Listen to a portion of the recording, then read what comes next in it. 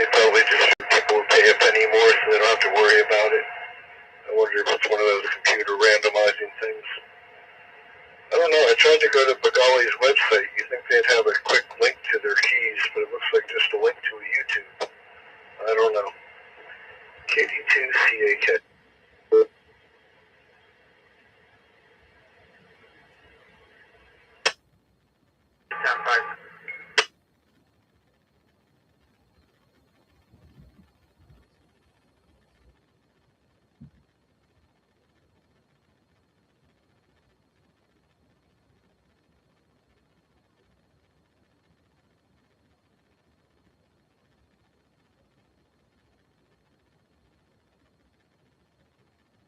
All I had to do was add the words for sale.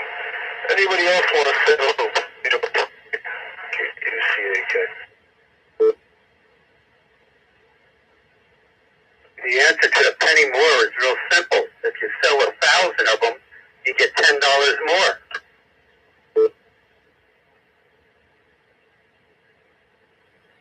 Good point.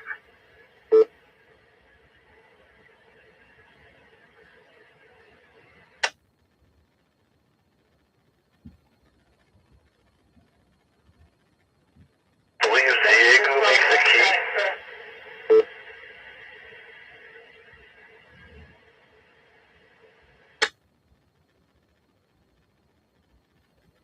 I'm asking Alexa, so let's see. She's thinking. Let's see what her answer is.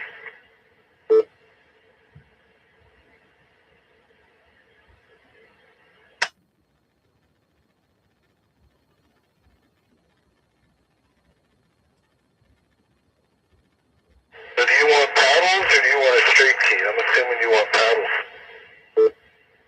Yeah, the one that's a pound. Well, there's more than one. Even DX Engineering seems to be between I'd say 250 for cheap. There's a 600. They had another one that's 550.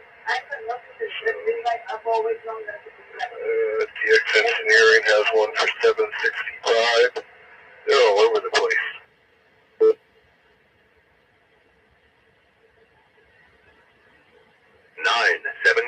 PM.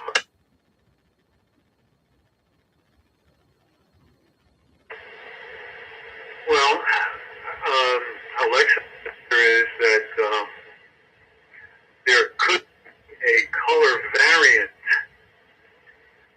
and it says one maybe directly by Acer, and the by a third-party seller. Okay. All right. Because they're both like same identical photograph. They both have the name Acer on it. Okay. And everything else matches identical, so it could be a color issue. K2GY. Alright, before you do that call, I got a... It goes to read it, enjoys their ice cream, and doesn't include everybody. There used to be a time when people would advertise everything in the supermarket and put more things on the shelf to push the other guys off the shelf. I wonder if by having two ads, they get more of the search results when it comes up. So they get twice as many customers if they only had one ad. Assuming it's up by the same people, which would be the only reason the price thing would make you crazy. Go ahead, Cole. My grandmother was just telling me about how they used to do that.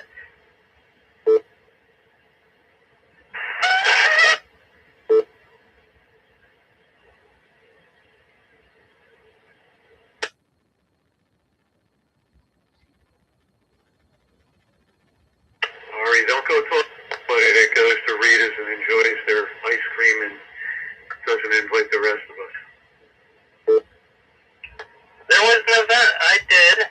I made an announcement about it. You just didn't hear me. No, I heard you. How did you make out? Did you have a good showing so they could raise a few bucks? There were a decent amount of people there when I was there. And we got most of our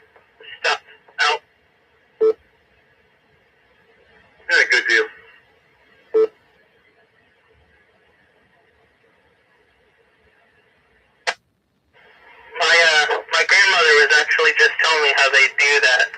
She's like, yeah, I see a lot more of this company and a lot more of that company. And she was telling me all the stuff behind it.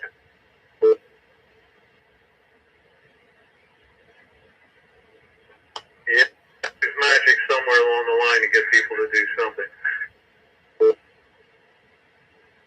Well, there are a couple of, prime examples. Let me make sure I have it. Toothpaste used to be one of them. They put the same stuff in all the tubes that's supposed to be, brightening and breath and the third, I can't remember whether it was tartar. But, then they'd make the same thing in the tube that said just breath. Get 3 more on the shelf. The sad ones to me are the ones like RC Cola in the can.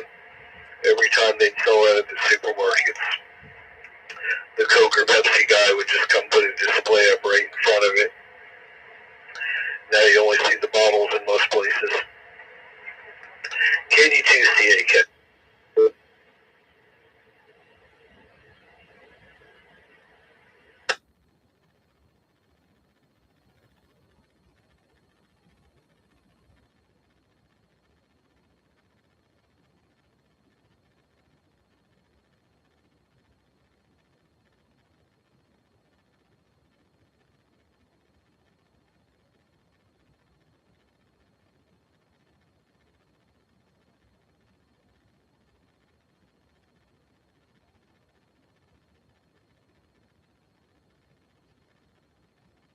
Coke was crazy. How many versions of Coke did they have at the same time?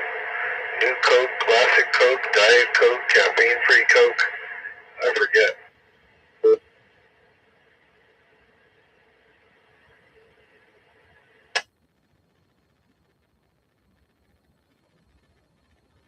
I don't know, all I know is if you remember back in the day, those Coke green, curved bottles, you wouldn't want to get hit with one of those.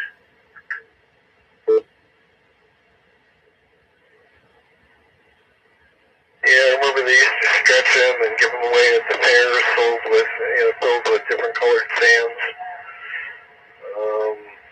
Yeah, I don't know how different they are than the Mexican Cokes you get today. That's still a pretty thick bottle. Probably not that thick, though.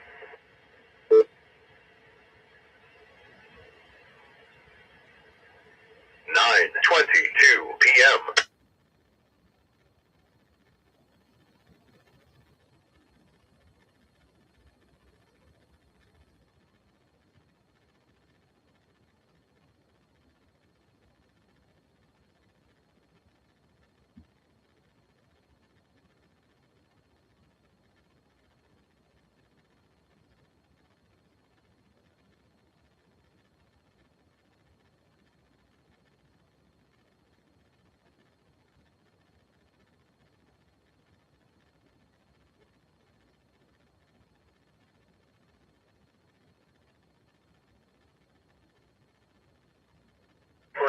Patient with pain in the store.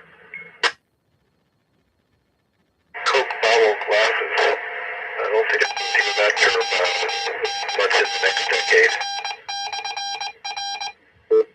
Oh, yeah. Yeah, put that one aside.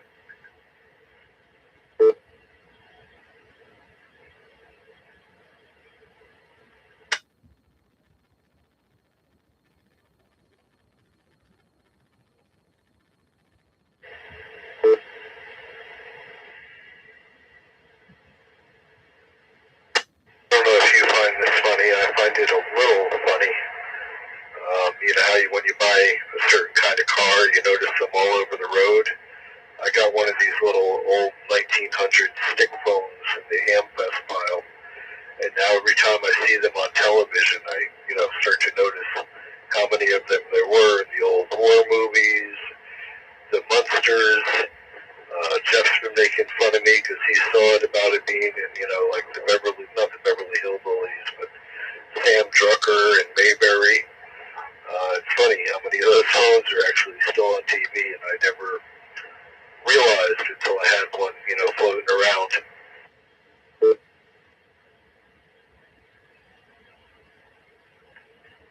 Yeah, awful lot of different styles out there. And I remember back in the day, we didn't have phones down here on the island. So we would have to walk 4 blocks down to I call it the corner candy store. Parents would have called it the corner cigarette shop. But there would be phone booths in a row down there. And that's where we'd make our phone calls from. And then when they finally got a phone put in the house, it was one of those black Bakelite phones. And that's the thing you wouldn't want to get hit with.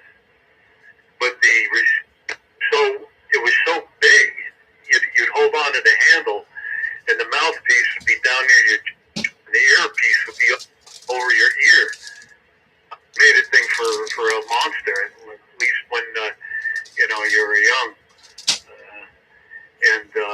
There was no curly cord. It was just a flat, not flat, but a round straight cord, and metal dial. But they still have them today. When I say you'll see them elsewhere, and they are built like a tank. I'm gonna wash my hands. Yeah, the last time I had one without the curly cord was like a year or two ago, with the exception of this 1915 phone. But yeah, it's amazing how they changed over the years. And it's funny, some of the guys react to it. You know, they're just a conversation piece on the table, make the handpress funnier, but you know, eventually that right interior decorator will come by. Who needs it? And I made some people smile. I had some that were, I had attached to a magneto so I could make them ring. I got to do that again. One guy, I had a yellow wall phone, and he just marveled at it and said, my mom had one of those in her kitchen the whole time I was growing up. I'm going to go home and put it in my kitchen. The real collectors just look at them because they got 600 at home already. But some of these people are funny. Most of them buy it just to mess with their kids and their grandkids.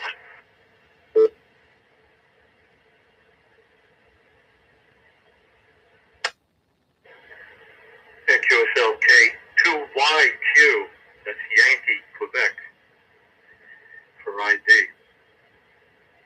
Yeah, you think about it, even though it seems like forever, it really hasn't been that long since the telephone was developed, and the way it has changed, how quickly the technology, who would have ever thought that you'd be sitting on the beach with this thing in your hand and you're able to talk to family 1,000 miles away, or control your home from sitting there on the beach, or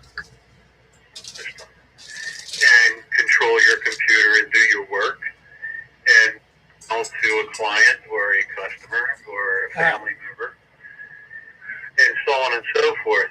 And let me let it roll for a brought to couple you hours. any cash on you, and you already paid for it as they're to you, and yet you've got a country that complain. And just hearing recently, I don't watch TV, but my wife was telling me about how the people that are over here playing the soccer, and I guess people that are watching the soccer, and they're in the United States, and they just cannot believe what you have and what you can get and how. I talked about that earlier. And makes you think, and you almost want to smack some of these morons at the side of the head, get them to understand what's going on out there. And they don't appreciate what we have here. And not be so stupid. K2YQ. See, there you go. Nice, good, clear signal, by the way, moron. Good job.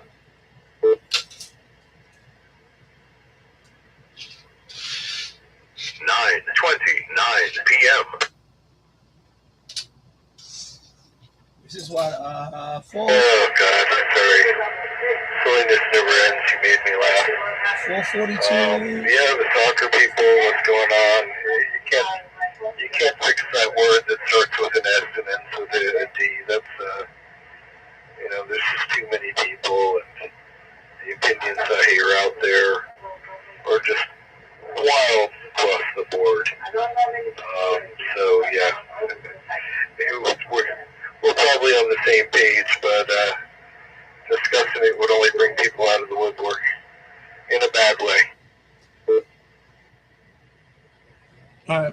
That's Alpine. Okay, Alpine. Yeah, yeah. Yeah, you just have to feel sorry for them, though. You really do. Because there's obviously an issue, a problem somewhere along the Alpine line. repeater. Okay. By the way, to change the subject real quick, I got a pop-up. I evidently subscribed at some point to the Patch, which is a paper or something all over the place in New Jersey. One popped up. And Hello, Samuel Reyes. Extremely disturbing. Hello, James Farley again. It is a sheriff. Hello, Tasso. I was listening. Salem County, a canine sheriff. He left his dog. I was listening to the replay of live earlier on the train ride home. We are back in 10 minutes. Okay. No problem. For 7 hours. Closed. Cheers. And they both died. I need some 417. Down on this guy hard, and I'm so glad to hear that. They should really do what is it? The Hanoi Hotel? Or no, what did they call that where John Cain was? The Hanoi Hilton. Hampton? Hanoi Hilton. Hilton. The Hanoi Hilton, I think they called it. Somebody will jump in and correct me on that, or you might, Harry. Go ahead. Hanoi Hilton. Yeah, that sounds kind of right, but Hanoi Hilton. oh, that's horrible. Yeah, I don't want to try to make excuses for the guy. I'm sure if he caught somebody in that situation, they would have gotten holy, you know what. My mind can't help but try and make excuses up for the guy, but that is ugly. Yeah, you can't make excuses for Yeah, no one. like I say, I pop up on that same headline, and I don't know how true it is, nor do I really want to look into it. Maybe somebody else on the air. I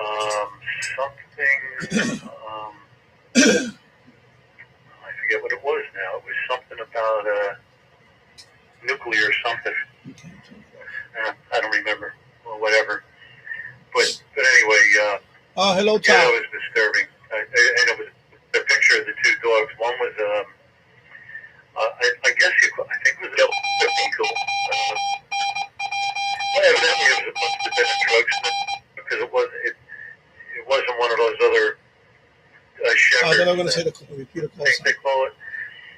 Thank you for the eagle. Shepherd, and then the other one. Thank you. Like I don't know what it was. It looked like a little beagle thing, and the beagle or whatever it is.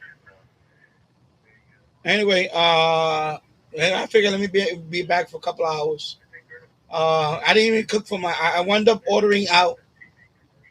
I just went down the store over there. I bought him a cheeseburger and French fries. Cheeseburger deluxe. So he ate that. I bought myself one too. Cheeseburger deluxe. And then my wife is home now. So she bought him some Italian meatball. What do they call that? Italian wedding? Yeah, I recall something about it's like meatball soup. The meatball soup. So I figured let me come on. I have nothing else to do today. There's no soccer. There's no game on tonight. This tomorrow. This one game is tomorrow. The quarterfinal. So there's no game on tonight. So I figured let me be on for a couple of hours.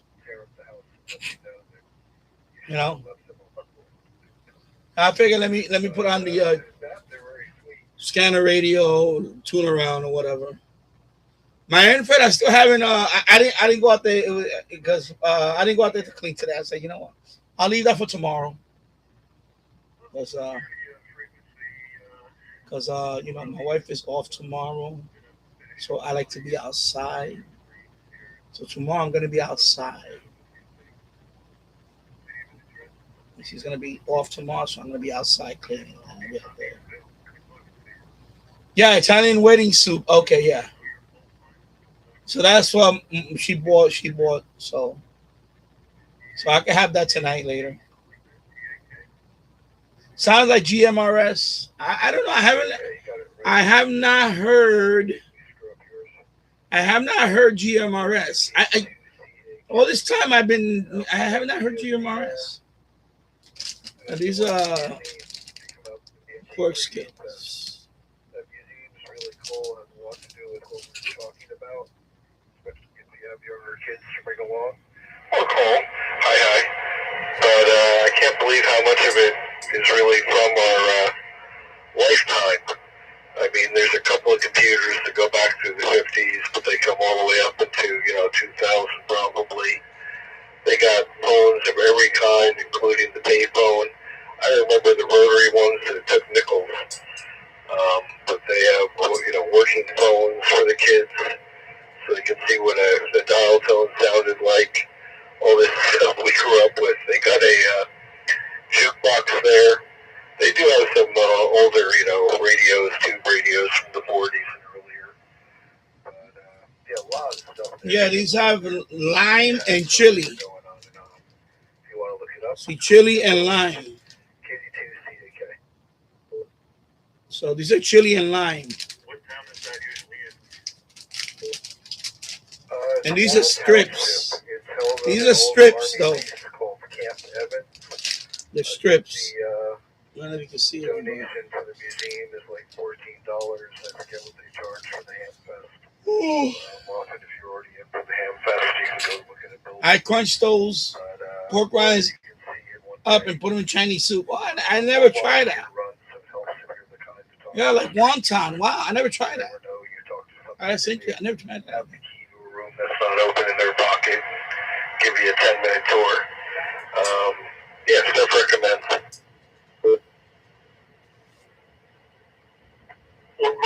We have that.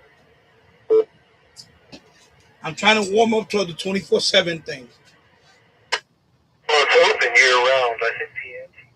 See, I'm doing this now because I'm trying to warm up to the 24/7 thing.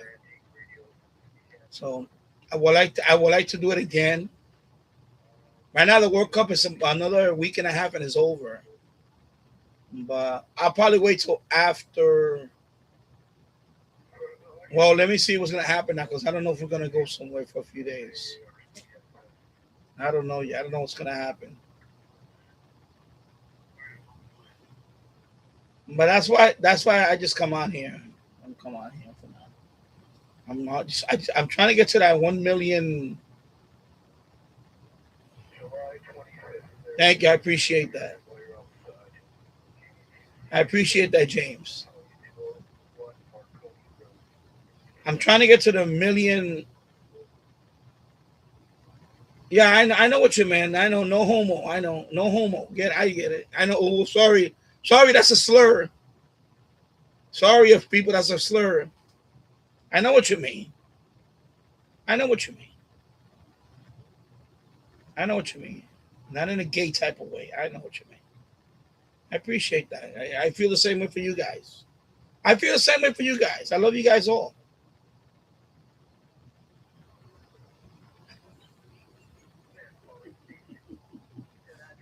I can't believe I just said that. No homo. That's what they used to say back. That wasn't too long ago. They used to say that, right? No homo, no homo. Sorry, people get offended by it. I'm sorry, but right? Do you remember that? You heard that phrase, right? You heard of that, right? No homo. Come on. People get offended so easily. We just hearing coming out of the speaker up here in New Jersey. So, but I like this disco now. I'm really digging the disco. It's so good to hear the disco again, though. You see, the rest of the year, HF and all that, I get it. But now the HF is right now. It's summertime. HF is. So now it's So now it's nice to hear the disco over the summer. VHF, UHF stuff. Of course, that's UHF. 442.9 megahertz. If you want to hear that. So if you have a scanner, or I know Tasso has the The E100, the E100, 442.9. 442.9 if you want to hear that. No, my call sign is KD2. CAK. TTT. I think that was Gordon from Paramus who moved to Florida. So if you want to hear that repeater, that's 442. Yes, it is. You'll have to forgive me, but your voice sounded just like him coming out of, I've got an ICOM radio over here, and it was so distinctly him. We were all very excited, and I know he's coming back up this way for something. Oh, it's been a while since you called with yours. Okay. It was you. It just kind of caught me off guard. We had lots of turmoil going on. I did not mean to imitate him. I'll take it as a compliment. James Fogg, I only had one discount. I bought it from Radio Shack back in the 80s, and it worked out pretty well. TT that we lost a few years ago. So the TT signs were firmly implanted there, opposed to a lot of other things. Name on this end is Ari, though. We probably spoke during those years. I used to, well, for a while I was residing in Passaic again, and I was able to talk to Paramus as well. You get something like this for $30 on eBay. $30 on eBay. You get something like this. I mean, mine's just missing the battery thing, but it still works. The radio community is very good up in North Jersey. There's a lot of activity. And, I got the batteries on there. A big part of it. One of the first voices I heard when I got on let me take them out. The air. I don't know how many years ago that was, but yeah, that's fantastic. But let me take them out. I guess you're getting ready for some of the ham fests that are going on. I just took them out. Let me take them out because I forgot about them. It's part of my known sickness within the hobby. I like the ham fests, and you get something like this for $30. And you can listen to all this. So, $30. The biggest one in New Jersey is coming up next Sunday. Because I know Tasso, you got the E100, but the E100 for scanning is not that good. You know, all those HTs, they're good for talking, for this stuff. But for a scanner, they're not that good. That's why I'd rather get a dedicated scanner like this one. You get this for $30 on eBay. Get a scanner. You could get a handheld, but you could get that one. That one, when I bought that one, I paid like $70 for it. I paid $70 for that one. That's an open box. That's not a brand new one. That's an open box, and I love the scan. I would not sell the scanner. But if you don't want a base scanner, you get a handheld like this. $30. $30. And with that, you just you can listen to all the stuff you're listening to that I'm listening to right now. And it's a BNC, so you can put a BNC whip. You can hook it up to an external antenna. You know. All right, I called one of them off today, but you should know there's a few people still chasing you around to yell at you about the etiquette there. I have nothing against the Motorola's. They're built like tanks, but they are a bit of a specialty unit, so you're usually compromising your ability to be an all-around guy there. So I don't know if I'd spend my money there, Todd says Radio Shack just sent an email today. They're selling Whistler scanners. Yeah, I know this one doesn't cover 225 either. This one doesn't cover that either. The 225 megahertz, man. No, this one doesn't cover that. So I don't have any of them that cover that actually. No, any of these. No, any of these don't cover that. Yeah. Now the E100 can cover it. You know? Yeah, I caught that one, Tasso. The shark. I caught that one time. It was about a month ago. A month ago, I caught it. Yeah, WWSK out of Long Island. Yeah, Long Island Rock Station. Yeah, I caught that one. I caught that one. Excuse me. Alright, just trying to let the other guys go.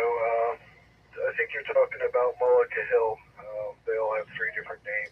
So Whistler, yeah, and that's a good brand, Whistler. Second largest in Jersey. So. Radio Shack is still in business. I see they have some radios on Amazon. Yeah, the Motorola's, you could probably, get some cheap. If you're Okay, you caught it on the 4th. Okay. Sometimes. Yeah, I received them like a month ago. Personally, I think you should concentrate on something that has a full keyboard. I caught a Florida station. Today I caught another Florida station today. I caught a Maryland station and a Florida station today so far. Right now I'm looking at my radio. I put on the display. See, I put on the display so I can see. I have the display on so I can see. Right now there's a signal coming in. So I can see when I see the RDS here, then I'll go to the screen and make a video of it. But right now, yeah, look. Yeah, I can see right now. Of course, I can't hear it because it's hooked up to the. Now, if I take off the audio, I don't want to do that because it's hooked up. I think that's Mississippi. I got a partial RDS right now. WM. So I think it's WMPN out of Mississippi. 91.3. I have it locked in here at 91.3. So I'm getting partial RDS. Let me switch the antenna. Let me see. Right now it's on the 4 element. So I want to leave it on the 4 element. Let me see if I switch it to the west one. Let me see. Nah, no difference. So let me put on the 4 element. It's on the 4 element. So right now I got a partial RDS. James Foley, I downloaded a PDF of all the pi codes. Okay, yeah, there's a PDF and all that for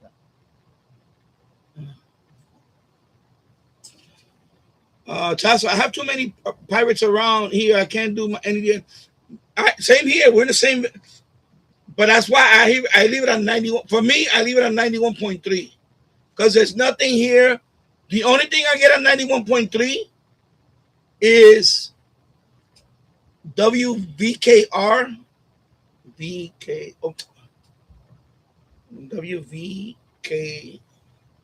Yeah. So I get WVKR out of Poughkeepsie, Vassar College. It's called Vassar College, but it's very low power. It's very low power. So, well, thank you very much, Todd, for the red card. I appreciate it. Thank you for the gift, Todd. Todd with the gifts, bro. Awesome. So, yeah, red card to the Pirates. Yeah, exactly. So, so that's the only station I can leave it locked in on. That's the only station I can leave it locked in on that I know I'm gonna get something. But in your case, I think 91.5, you're gonna have to move maybe where you're pointing at. Well, if it's really close, then it's gonna overwhelm. Yeah, but that's low power. A Pirate is low power. So you may have to move your antenna.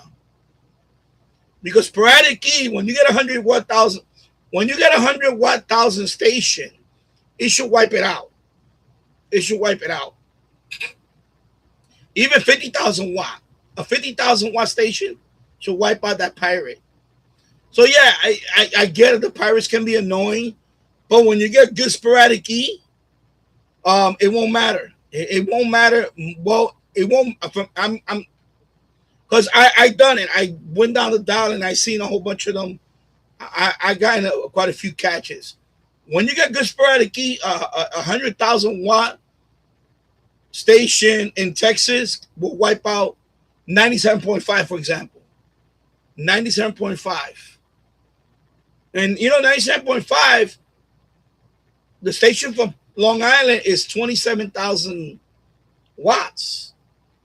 But I had that one wiped out quite a few times by 100,000 watt station, 48,000 watt station recently. So when you get sporadic key, it just depends on the direction. You might have to null it out enough. By the way, you might have to null it. Just moving the antenna a different direction can null out that pirate and get something else. You're gonna have to be more creative, like me with the switch. You're gonna have to be more creative. Things like that. I was just going to go over to Fairlawn. They do something on Tuesday as well, but I took a little hiatus. Because Michael does it. T-Ray 1972, he moves it, you can see he'll null out, he'll move a different direction, he'll null out a station. That's what you're supposed to do. When I'm outside, I do that with my radio. I just null out the station. Yes, but he isn't right. I know it doesn't matter. It doesn't matter. You can null him out. You can try to null him out. But I'm not using whip antenna. I'm using fixed antennas. That's why I have 3 of them for sure. I would like to get a rotor eventually on one of them. Probably did this one. Maybe I'll get a rotor for that one. But yeah, you could null it out. Because that's what Michael does a lot. Michael does it a lot. He nulls it out. So. Todd, my fire departments are still analog. Many of them didn't go digital. Yeah, it's like mixed. It's like mixed over here with the fire. It's mixed with the fire department so far here in New York City. But up here, like in Yonkers and all that, they're digital. Yeah, I have a sweet spot where I can pick up DX with the whip. Yeah, exactly. You have to be creative. How's that noise? Somebody's still blowing fireworks out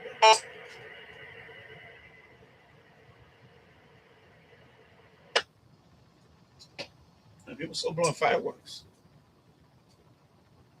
Yeah, so you got to be creative, Yeah, he's smart enough to turn it down when he gets bored. No. I don't know. I still think you should make the antenna. So busted your chop. Sorry. I think the guy from Garrett Mountain, his name is Lou, and he's created a little business with a couple of his friends called the Three Mosquitoes. I think he probably makes that roll-up table antenna, and in the past he's gotten a table inside at the Sussex Ham Fest. So you'll probably be able to find him.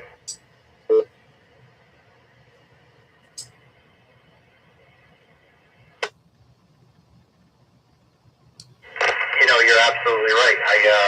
I actually have, I think, his card, and he printed something. I didn't realize. Test, I received the shard using SH data wire antenna. I have strong across the room. Okay. Doesn't come in with the whip. Yeah, sometimes, like I said, you got to be creative.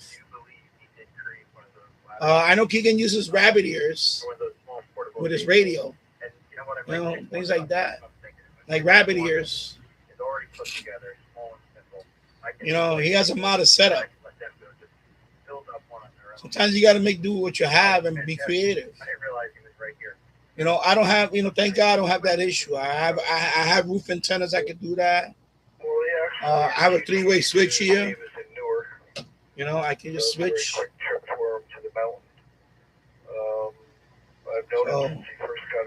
But yeah, started put his head down like a and of course, we live in a very populated area. Created the club. I'm a little further out than you are, I'm right outside the Bronx. But yeah, he's local. And you're in Queens, so you're in the city. I'm not in the city. I'm right outside the city. But still, we got to be creative. And I imagine he's going to go to Sussex. Also, I think they do some online stuff, but I don't. Well, I don't know. Maybe I'm a little less populated than where you are in Queens. So you have more noise. You have more noise in Queens than I would do here in Yonkers. To go to Daytona, or In not terms of Daytona, interference, and noise, radio interference. You probably have more radio interference over there in Queens than I have to deal with here. So that's That was like 2 months ago, and it's a little far for me. I went in 2018. But they say everybody should go once, and you'd be surprised how many people go every year and how many people that you know, it would be very common for me to talk to Brew all the time, not see him here, and then run into him at Dean. That's the kind of thing that happens. And that also has 3 names. They call it Xenia now for the most part. Oh, they still call it Dean, sorry. KD2 CDK.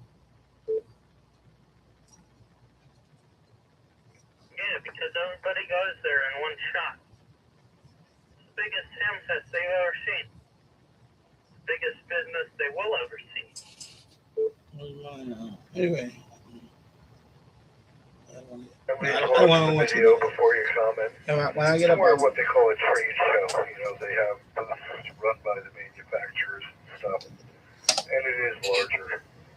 But different things make different ham festivals.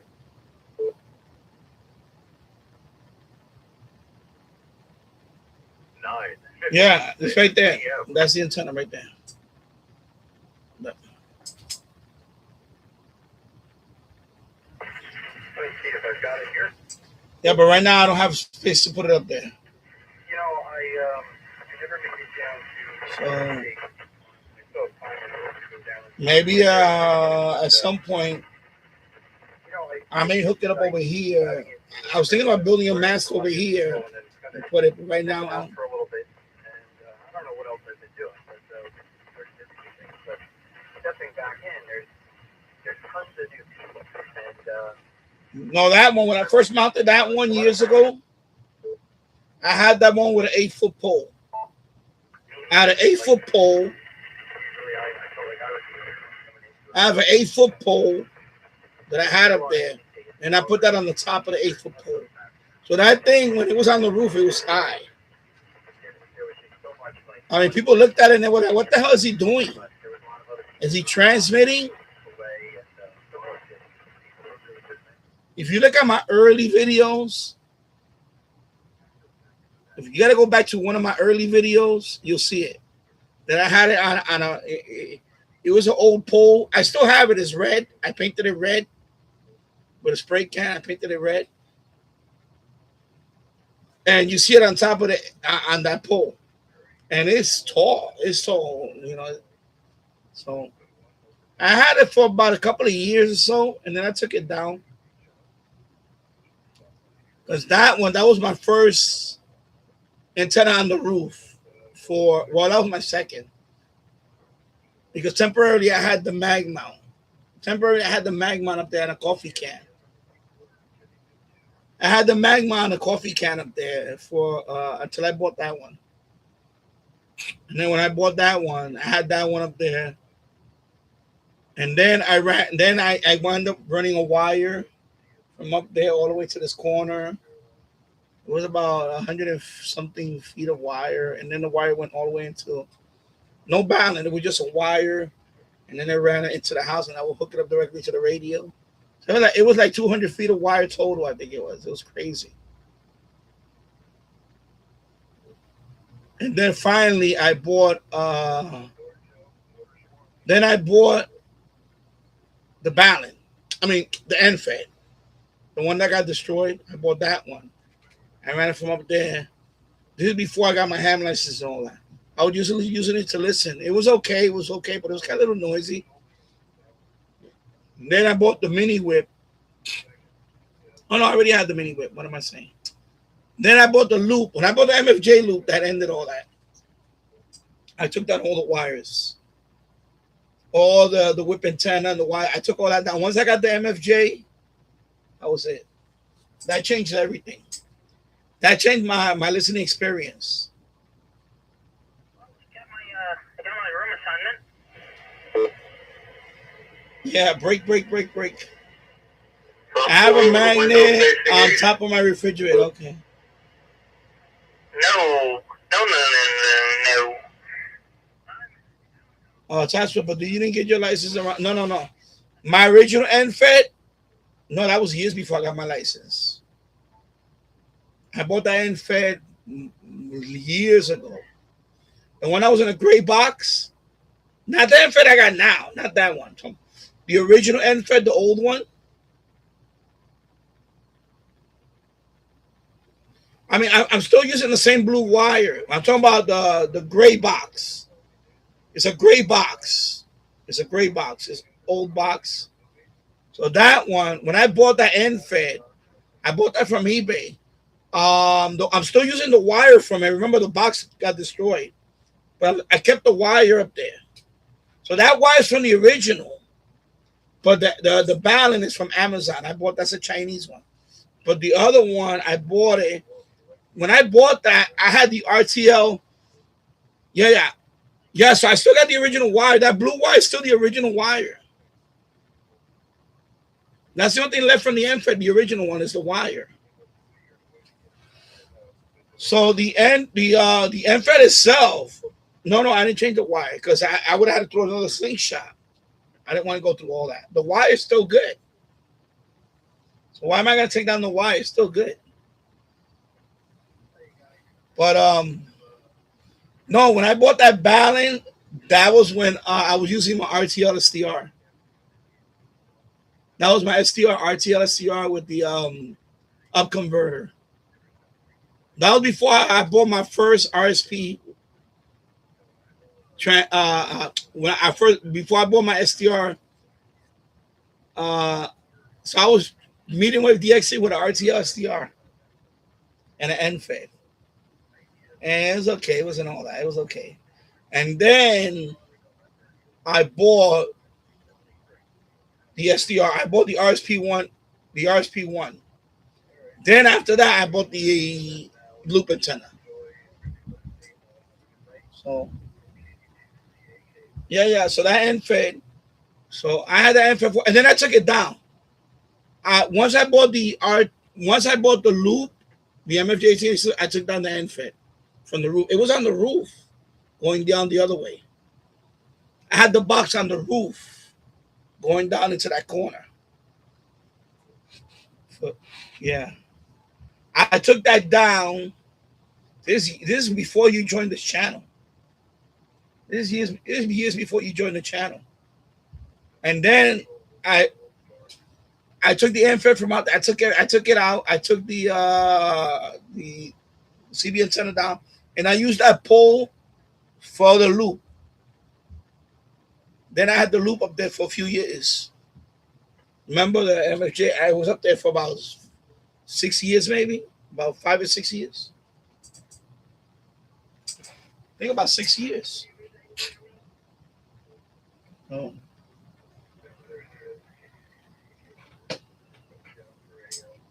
So yeah, so I still got the parts for the NFED, but the box is obliterated. But I took out the connector. Everything is still intact. I can reconstruct it. If I want, but I don't want to. I'm happy with this one. The national traffic system is perfect. When I bought my NFED, it was more expensive to buy them back then. Now you can buy it on Amazon. You can buy it for like $30. They're a lot cheaper now. When I bought the NFED, it was like $50. It was like $60 total, and that one was a ham. A ham was selling them. I forgot his call sign. It was a guy that was selling them. He was making them and selling them. So, but now you can buy them from AliExpress in China and all that. Now they're cheaper now. They're mass produced now like crazy. They're cheaper to buy now. And then, of course, after the MFJ, a couple of years after that, a few years after that, then the MLA 30. Now everybody buys the MLA 30. MLA 30 is so cheap now. Loops used to be expensive. When I bought my loop, that was the cheapest loop. When I bought my MFJ 1886 loop, that was the cheapest loop you can buy. That was under $300. All right? because the W6 LVP is like $300 something total. The Wellbrook is about $500 total. There's a whole bunch of other loops that were expensive. The MJ1886 loop was under $300. I think I paid like $250. I think it was two. It was it was 300. It was what was the total? Because I had to pay $50 shipping because it was in a big box. With the loop is aluminum loop, so it comes in a big box. So that's why the shipping went. It was a big box for the loop antenna. It was a big box. So that's why the shipping was $50. It was crazy. But that's why when you look back at my channel, a lot of the stuff back then was more expensive to get. It was, now everything is so much cheaper to buy now. The radios have gotten better. Now you could get a radio like this for $70, and this radio is everything. Now it's so much better to buy. Remember back then, if you had a radio like this, like a tabletop, you was the man. Now I don't need that tabletop. Honestly, I don't need that tabletop. This radio kicks ass. Your PL330 kicks ass. That PL330 kicks ass. My PL660, almost $100 I paid for that PL660. Almost $100 when I bought the PL660. That PL330 kicks ass. And that PL330, you can get it for under $50 if you shop around. If you get a good deal. I seen that radio like on a Black Friday for $30-something. Under $40. I'm telling you.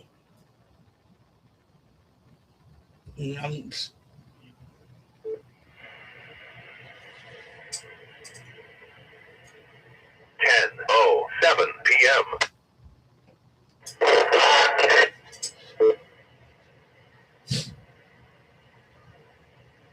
I don't normally address this, but I'm so glad we have the tape running and we got the foxes out there hunting you.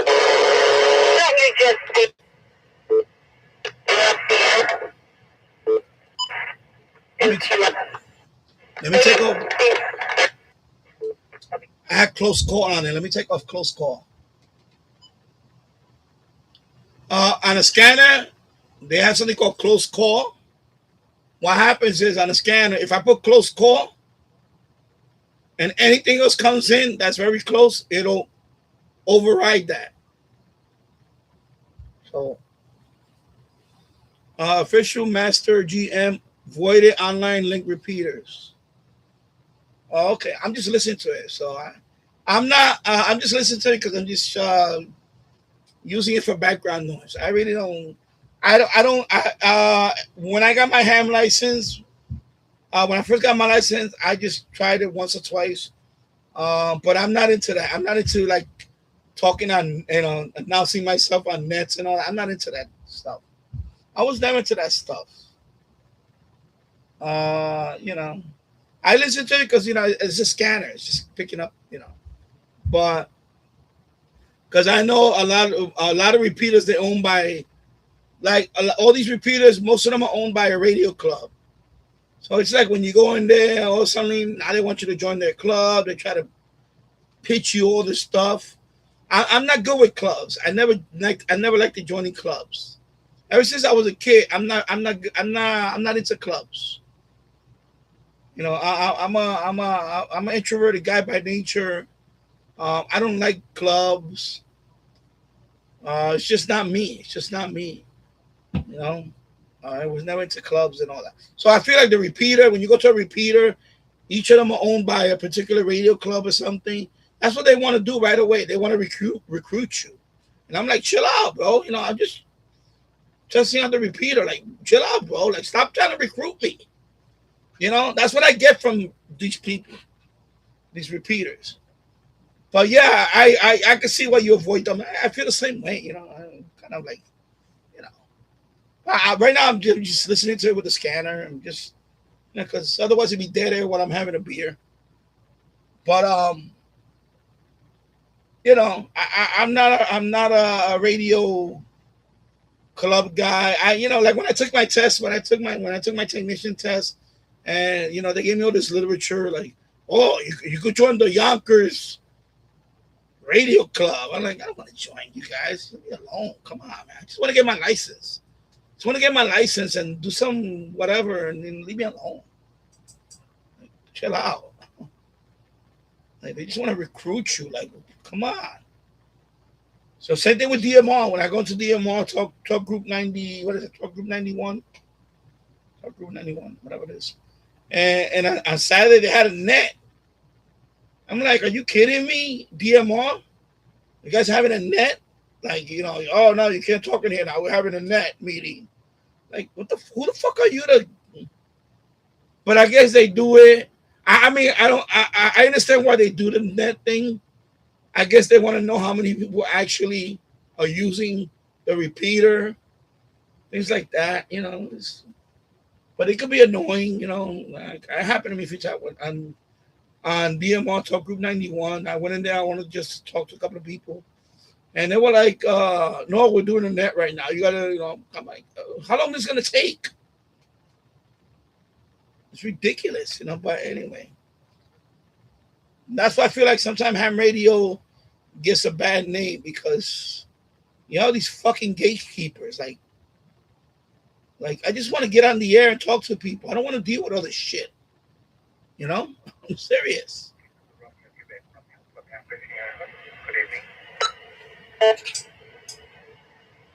So you're dealing with smart assery people that think they know it all.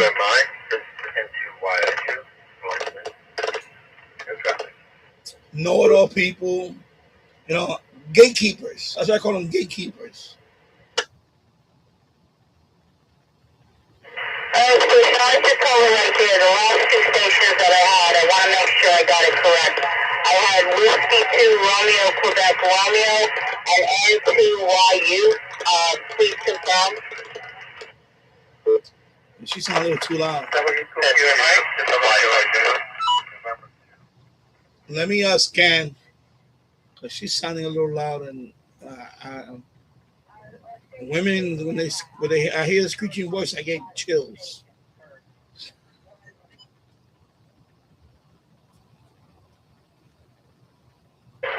You got a wonderful antenna. I had one of them. I also had another one with a GP thing. I don't know. It's been a while. You got vertical. What about any?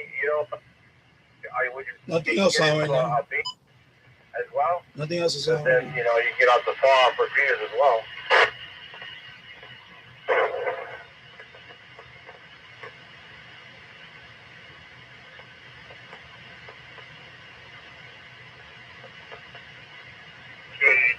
IPC, that last station. I'm not sure if you were directing that at me or the other station I was talking to. Sorry about that.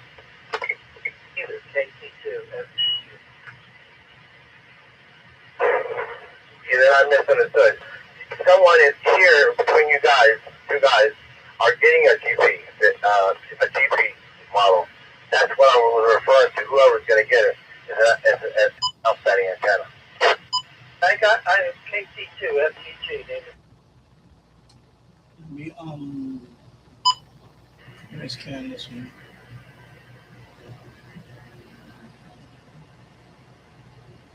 Kate, I promise you I will get to the bottom of it. Yes, I will. I will call. I promise. Any sign of fourth century? No, ma'am. DSR on the case hands? Spit it out. Yes, Sergeant, yes. There was DSR on the scene of police. Good luck. Yeah? When I got here, the back door was unlocked.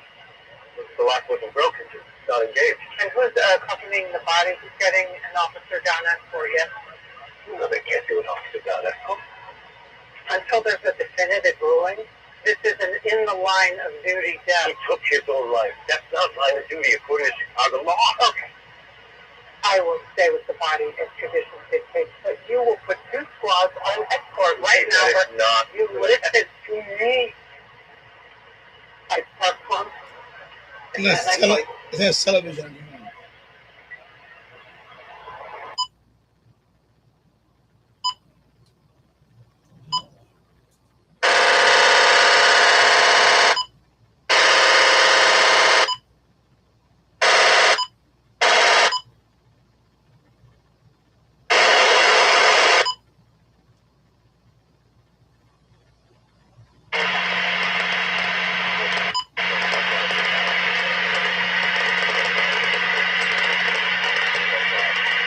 Yeah, that was, I forgot what channel.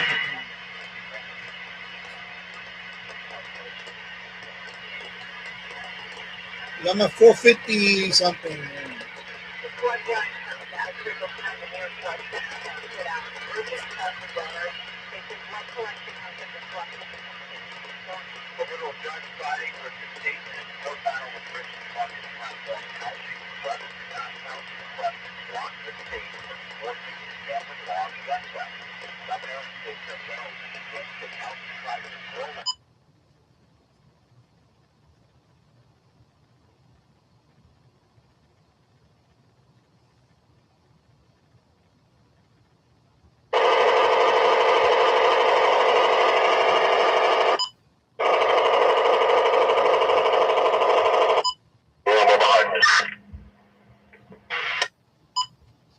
That's police. Medic 16, Department 1 on the first. NYPD. 101. Excuse me. Department 1. Sorry.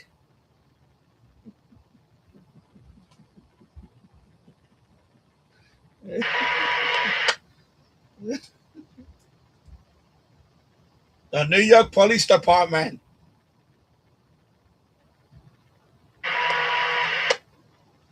You are under arrest.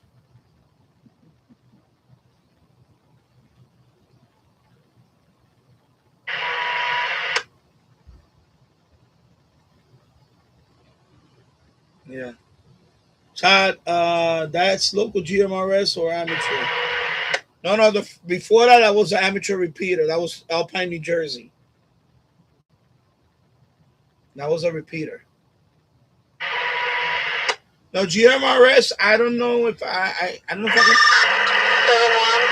can. I don't know if I can pick it up with a scanner. I don't know. Because I think that's. I forgot if it's out of range for this. I think it skips it over. If, I can't remember off the top of my head what are the frequencies for GMRS. Somebody put it down on the thing. Put in the comment. What is the not F5? Well, not F. I forgot what free. I know it's 4. 30 Alpha 1, library green, so I'm using a discone. I'm using discone antenna.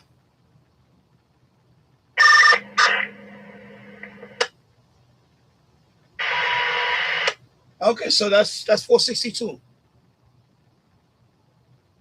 That's 462.9, but that's 462.95. That's what I'm listening to right now. But that sounds like police. I don't know if it's 462.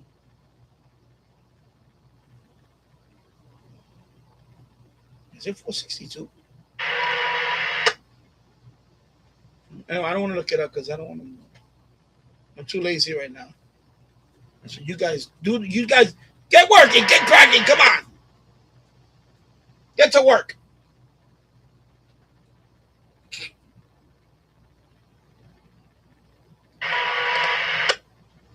Let me scan. Let me move on. I'm so sorry.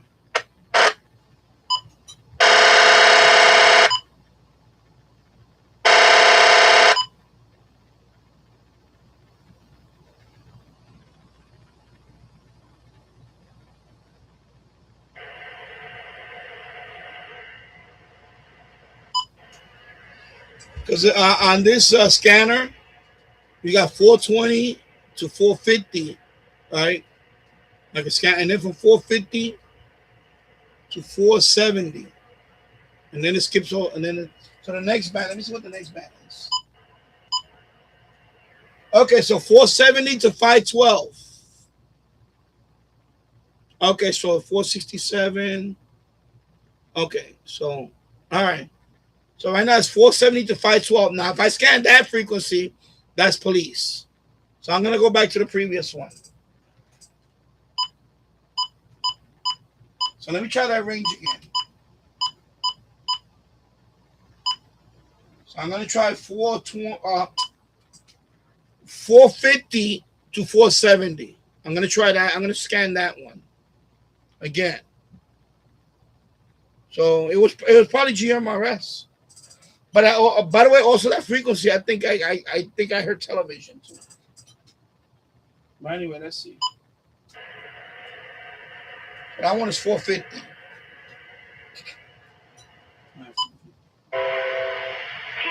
has the best network. That's television. Why there's no better place to get iPhone 17 Pro on that. Hold on. Is this big enough? We have music, lights, banners. So that's 450. 450 3875. At T-Mobile, get the incredible iPhone 17 Pro on us on the best network. Yes, that's it. I forgot what channel that is on television. 450 3875.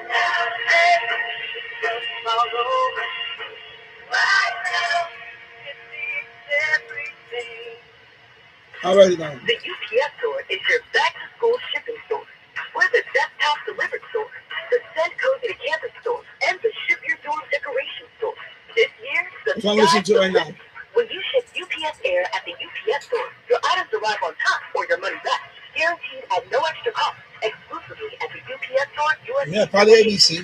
Because when it arrives matters just as much as what's inside. Visit the upsstore.com/package to get a 20% off packing coupon today. Patagonia is an untamed wilderness, a spectacular world of both rugged beauty and dramatic change. The American Fun Fact Edition, Thursday on NBC. Before the dinosaurs ruled Earth, the world was dominated by plants, creating a green planet where new creatures thrive. Surviving Earth, Thursday, followed by the Americans on NBC and Peacock. This is Adrian Rodriguez. NBC. He's the head of a West Side They just said NBC and Peacock. Gatos is responsible for the majority of heroin at Humboldt Park, as well as 3 NBC. gang-related homicides. This is Officer Robert McKay.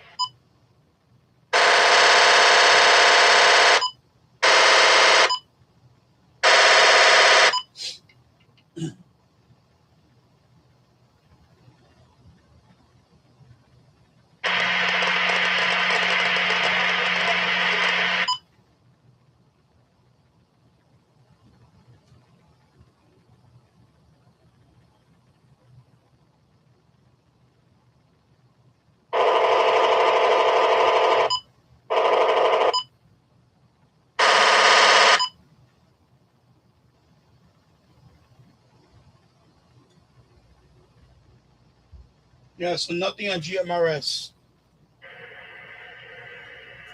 Nothing on GMRS. So nothing I pick up on GMRS.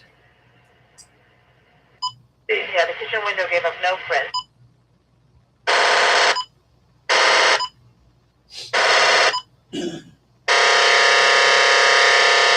Let me try the next band. 450 to 470. I already tried that one. Okay. 470 to 512.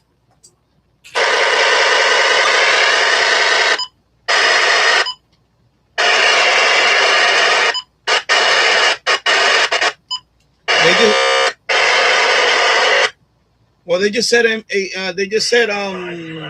They're looking for a female flag. Anyway, that's police. 470. Name is Farah Uzi Naheem Date of birth is 7/11/1997. Last name Wendy. Black jacket, black t-shirt, black sweatpants, Police. colorful black glasses, and has a small brown. Hello, Chicopee Radio. So that's police.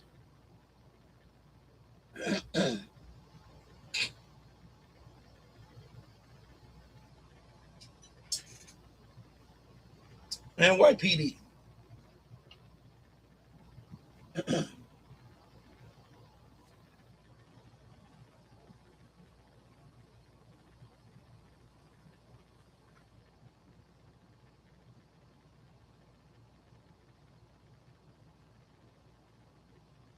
Yeah. GMRS allows radios to have more power than CB and FRS. Yeah, up to 50 watts.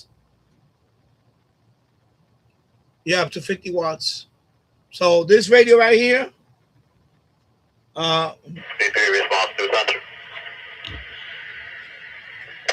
This radio right here. There's a mod for this. It's going to be a 97 entry to White Grove Hospital by 38 item. The 8 did not come in contact with the train or the tracks. Not a victim of a crime, just an 8 conscious another.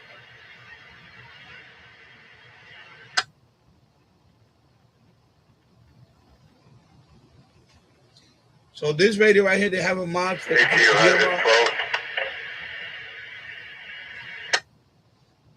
So this radio, they have a mod for this. Okay, let me go with this thing now already. So they have a mod for this that I could use this for GMRS. And this radio goes up to 50 watts.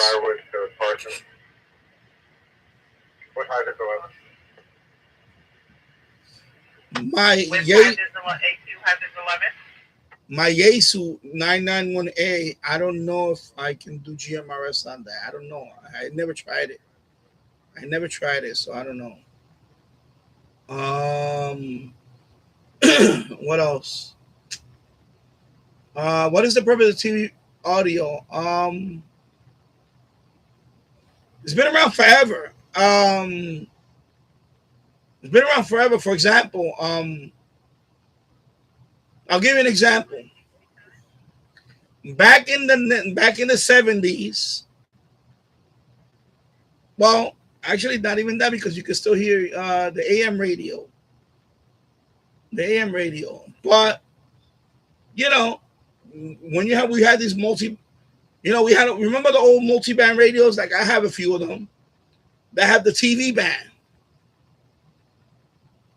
It's been around forever, the TV band.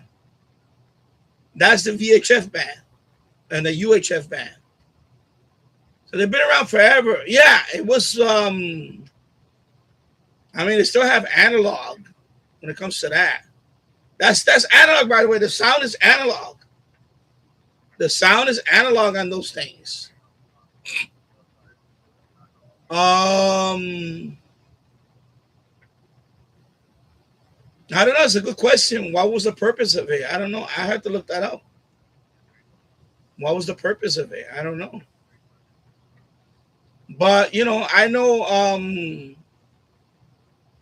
if you had one of those radios back in the 70s, it was kind of fun to listen to the TV because portable TVs were very expensive. So if you could hear at least the programming, if you could at least hear the programming, I don't know. It's a good question. I don't know what was the purpose of it. But I know portable TVs were expensive. So if you can hear the TV audio, especially if you want to, well, I don't know about a sporting event because, like for the Yankees, you can still hear them on AM radio. So I don't know. That's a good question. I don't know.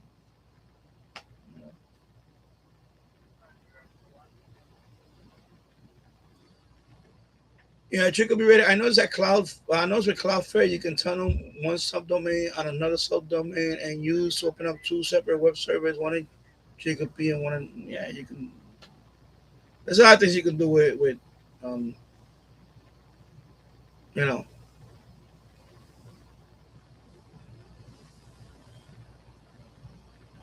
redirecting and all that.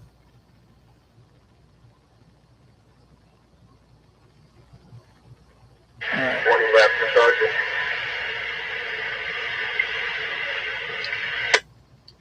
And you want to tell me doing a fast, that's what.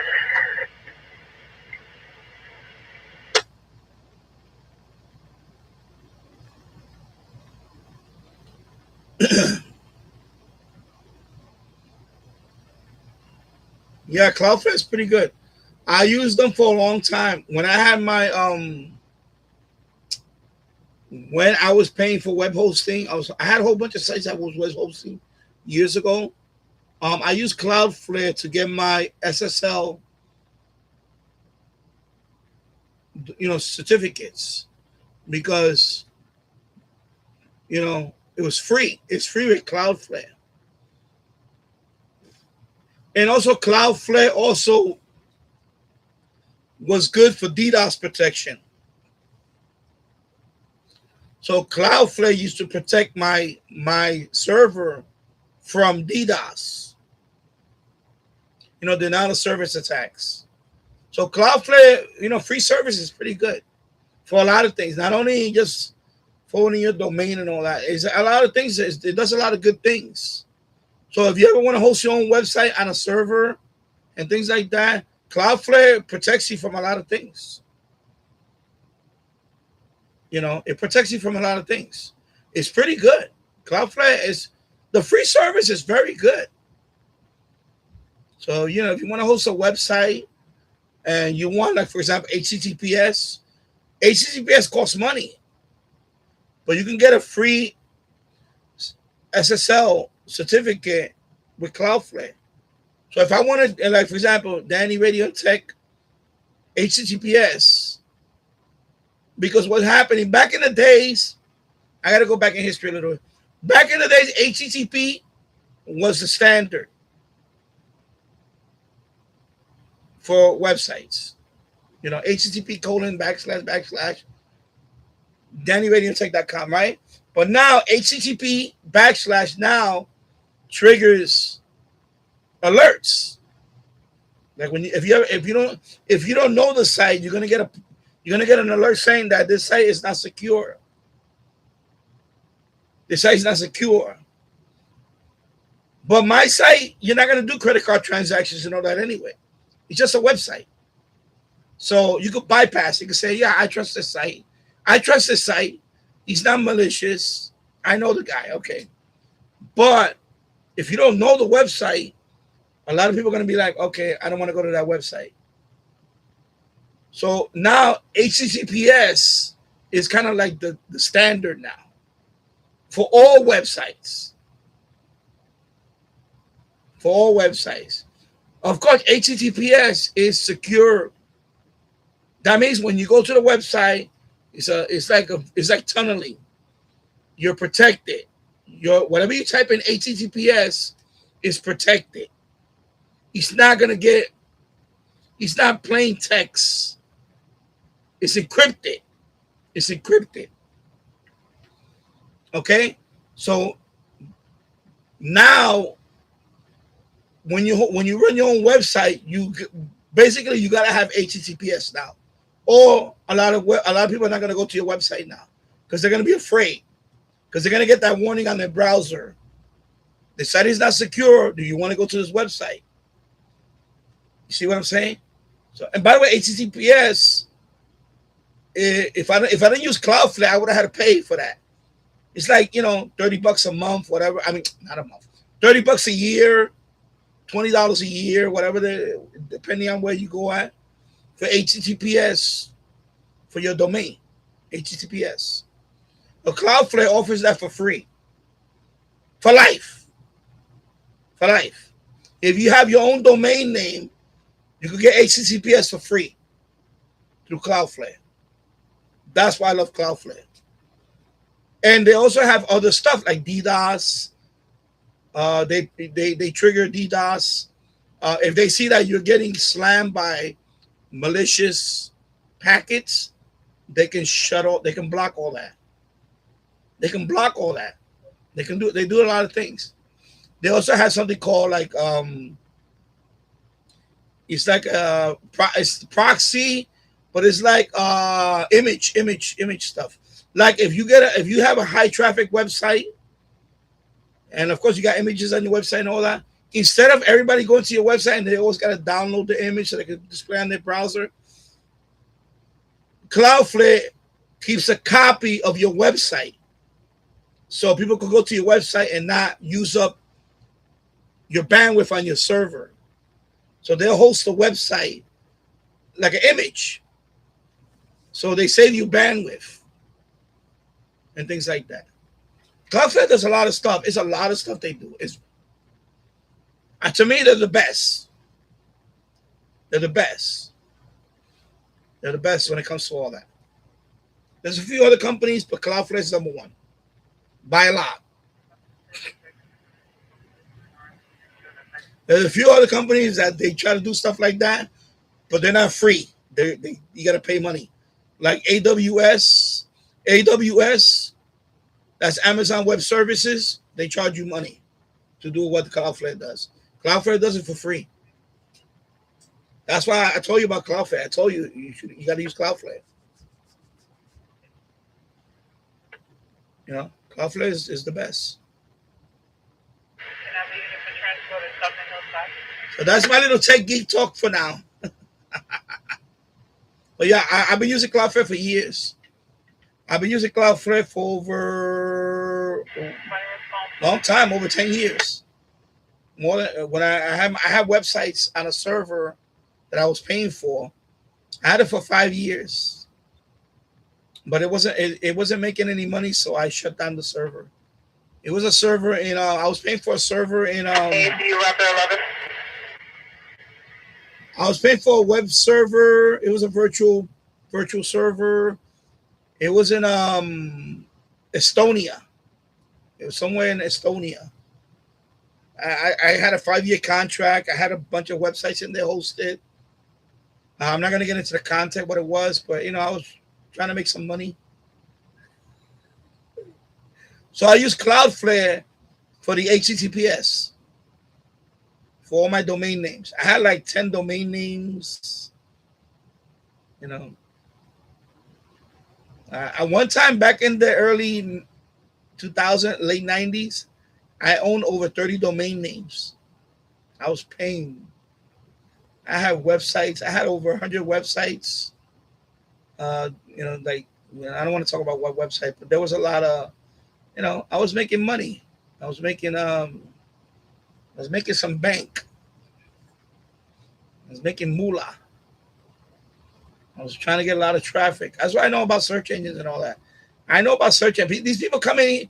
I get email about all these people. Oh, I see your YouTube channel and your SEO ranking. Bro, you're telling me shit that I know over 30 years. And a lot of these people are from India. Like, they try to hustle you. People from India, like, I know your, here goes the Indian accent. I know your website. You don't have high SEO score. Your score is low. Can I offer you a Slurpee?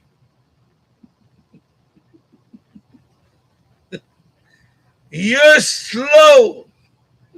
Your website is slow. Bro, I know everything about SEO. There's some validity to it. There's some validity to it, but Google is always changing.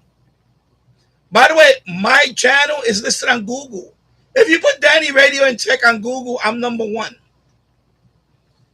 Even Danny Radio, if you put Danny Radio alone, I'm up there now. I'm starting to, because there's a few Danny Radios out there. So now my content is starting to take over Google. If you put Danny Radio on Google, my channel is there now too. So I know what I'm doing. Okay, I know about keywords. I know about meta tags. I know about all that stuff. I know about search engine ranking. Yeah, I remember Dogpile. I know all of those things. Dogpile, Alta Vista, was it Lycos? The original Yahoo was there's a search engine called DMOZ. That's one that is human. Like you have to apply for that, and you're on a waiting list. I never got to be listed on DMOZ. DMOZ was the one you wanted to get listed on before Google. DMOZ was the shit. If you got on DMOZ, you was gonna get hits. Your website was gonna get hits. You know? DMOZ. DMOZ. Go look that up, DMOZ. That was the original human, like Yahoo. The original Yahoo was run by human. You had to apply for directory status. And you had to tell them what directory you want to be in. The original Yahoo was directories. You say, okay, I want to be in this category, under this title, under this listing. You had to wait. But when you got listed on Yahoo, you was getting hits. Your website was gonna blow up. You was gonna get the hits. See, Dogpile, I got a Dogpile. I got views from Dogpile, but Dogpile is like a meta crawler. By the way, that's another search engine, Metacrawler. Metacrawler. That's what they do. They send like they call it a robot, and it crawls your web page. It crawls all your web pages, and it looks for all the key tags, and it puts it up there.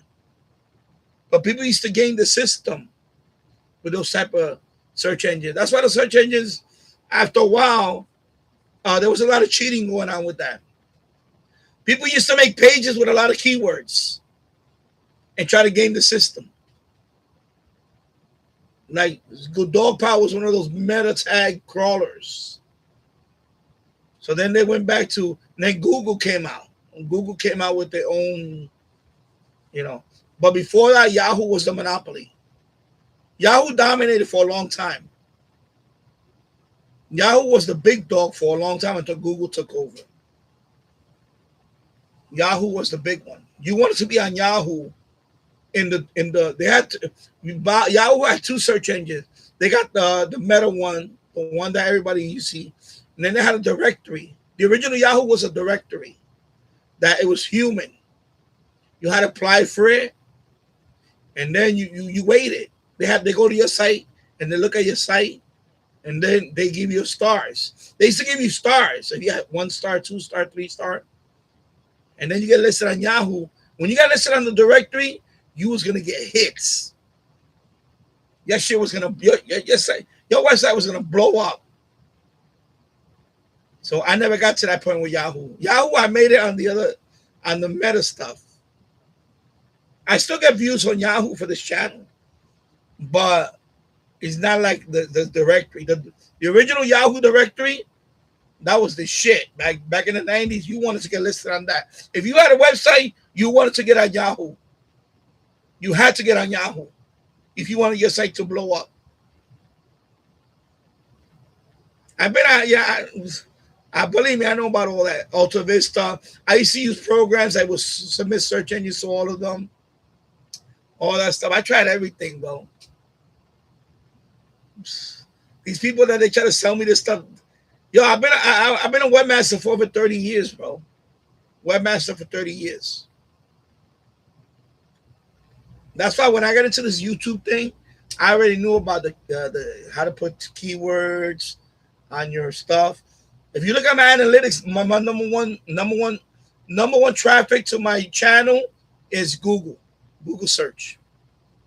Number 2, YouTube search. Actually, number 1 is YouTube search. Number 1 is YouTube search. Number 2 is Google search. Because that's what I do. I know how to do all that, bro. That's what I was trying to teach some of these people in here. You gotta put tags on your videos and all that. Some people don't do that. I see some people never put a tag on it. I'm like, what are you doing? But that's their channel. They do what they want. But that's how you get views, bro. And by the way, those are real views, but they're coming from search engines. Those are the best views you want. You want the search engine views.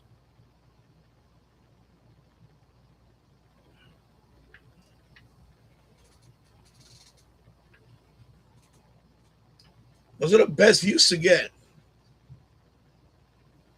James Farley, I remember this syntax or parentheses. Yeah.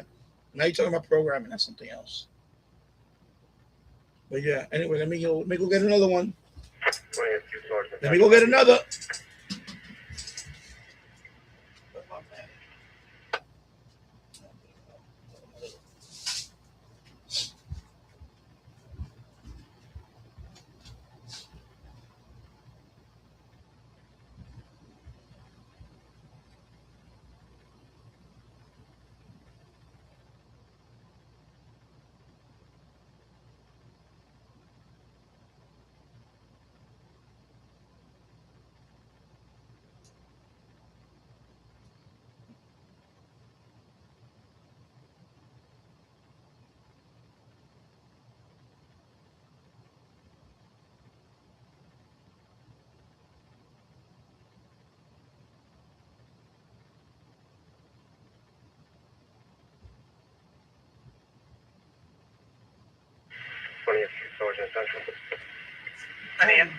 Cold.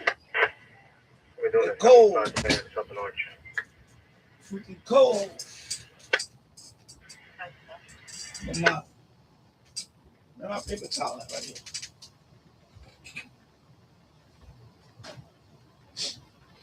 Yeah, these people they email me. I get emails every day from these SEO assholes. Oh, I went to your channel. I went to your channel. I see your SEO ranking is low. It's not low. It's 100. All my videos are ranked almost 100. I use TubeBuddy. I use TubeBuddy. For my channel, I use TubeBuddy. I'm not paying for it. I use the free version. And it tells you when I put in all the keywords or the tags. Or the tags. Right? Or the tags. It tells you which ones are ranked top 10, what number they're ranked in. I always fill up everything. When I do my video, I fill up everything. I do the keywords. I always put a description. You see my descriptions. I got links to Amazon in there and all that. Bro, I'm not lazy when it comes to uploading videos. There's channels out there that are bigger. They don't put nothing on their tags and all that because I guess they whatever. But me, I put tags and all that because I have to.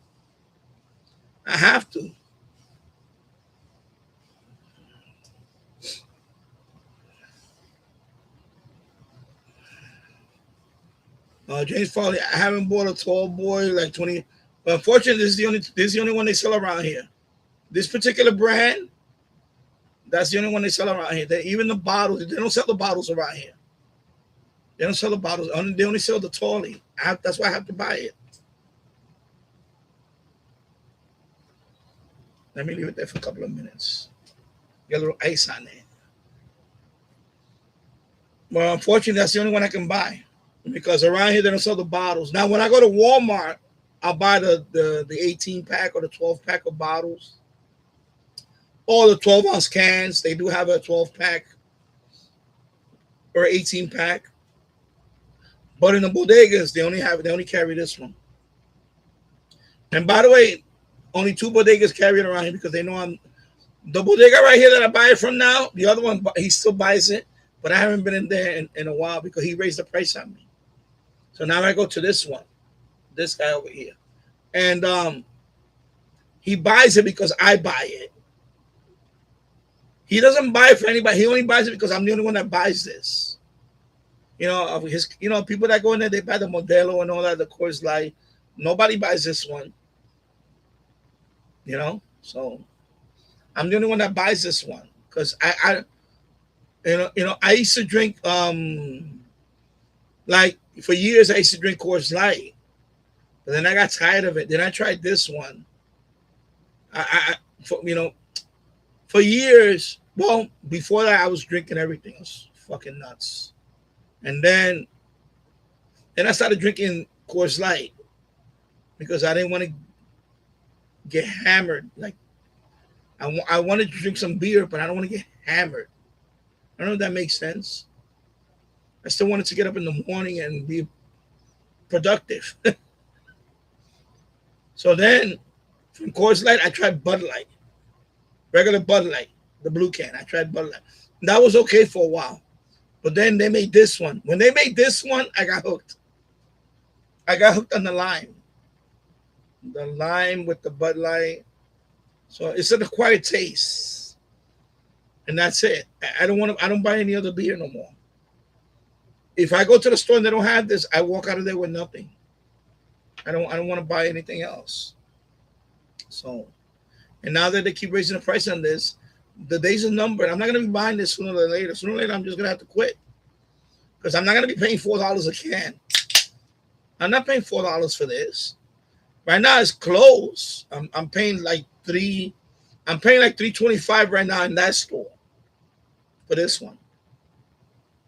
For this one, well, that's the reason why I bought it. Less calories. So far, it hasn't done much. But now, the other store, he raised it on me like crazy. Now it's $3.50. So I said, no, I'm going to go to this store for now. Now, when the day they raise it, that's probably going to be it. You know?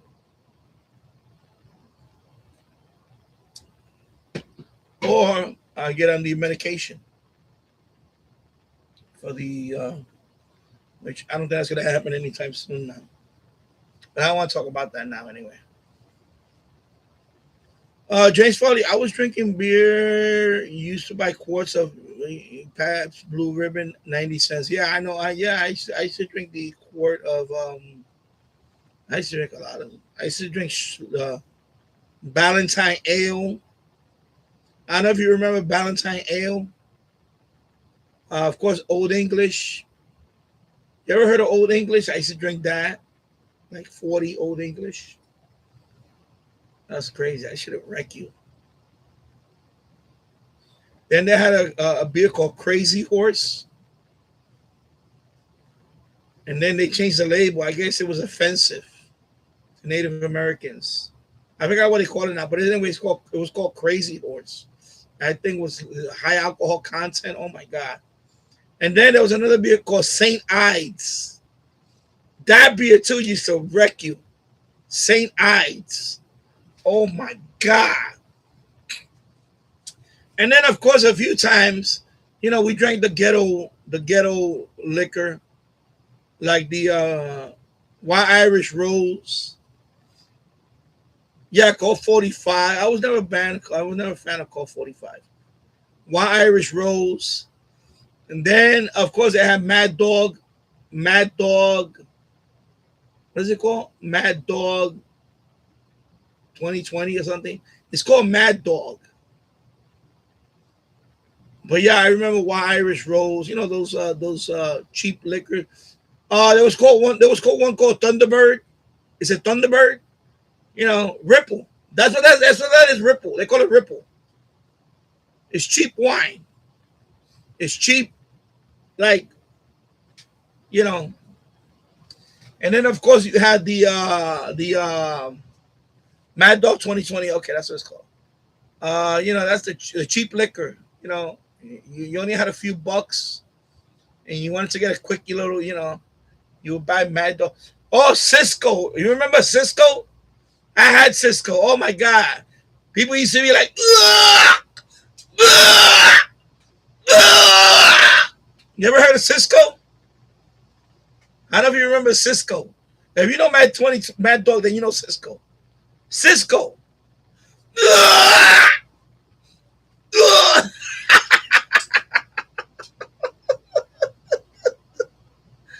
Cisco.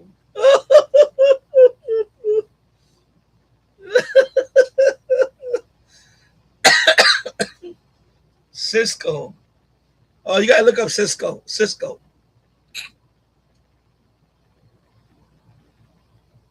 Oh my God, bro. That was the crazy shit. Cisco.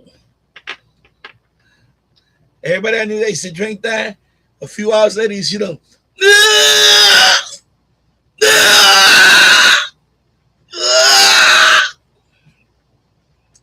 Yeah, Rheingold. But that was before my time, though. Like when that was out, I wasn't drinking. I was a kid. I mean, I remember Rheingold and Schaefer, but I never drank them. I never drank them because that was before my that was before my, I was too young because they were gone. They were mostly gone by the time I was an adult. By the time I was an adult, they were pretty much gone because that was like the 70s. So I was, I was still a kid. I was a kid in the 70s. I know you're a little older than me, but that was a little, you know. And then, because around my circle when I was growing up, a lot of Ecuadorians, because I used to hang up my best friend was Ecuadorian, so I would always be in his house, and they used to always drink Budweiser. That was their beer, Budweiser. That's all they used to drink, Budweiser. And they would buy the case of the. You remember Budweiser, the little cans, the teeny weeny, they're like 8-ounce cans. Because for the party, they would throw parties. And they would have an 8-ounce can, like a tiny little can. I think people would just take like 2 sips, and so they would buy the 8-ounce can cases.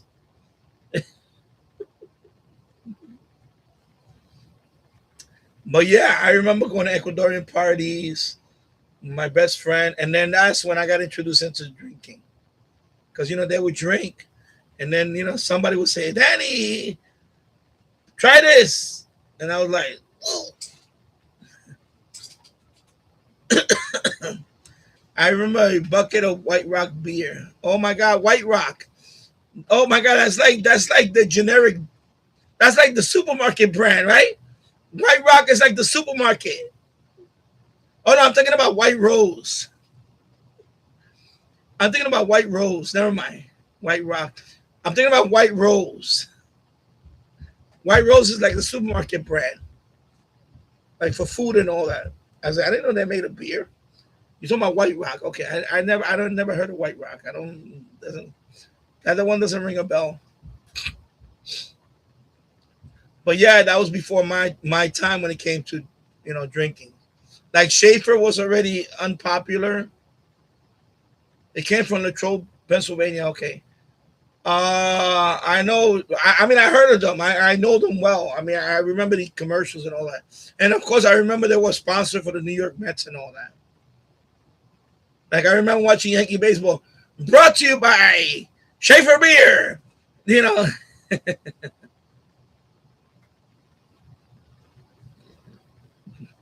Yeah, I believe you.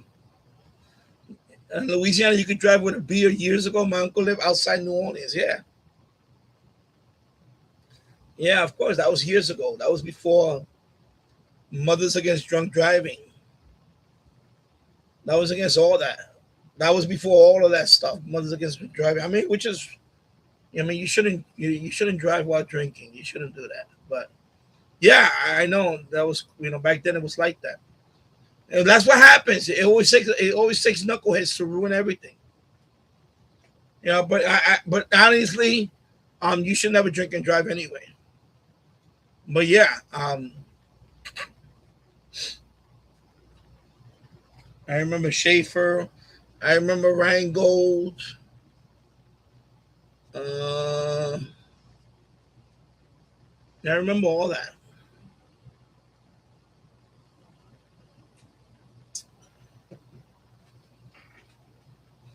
So that's why I drink the light beer right now. Because I can't, if I drink something like, for example,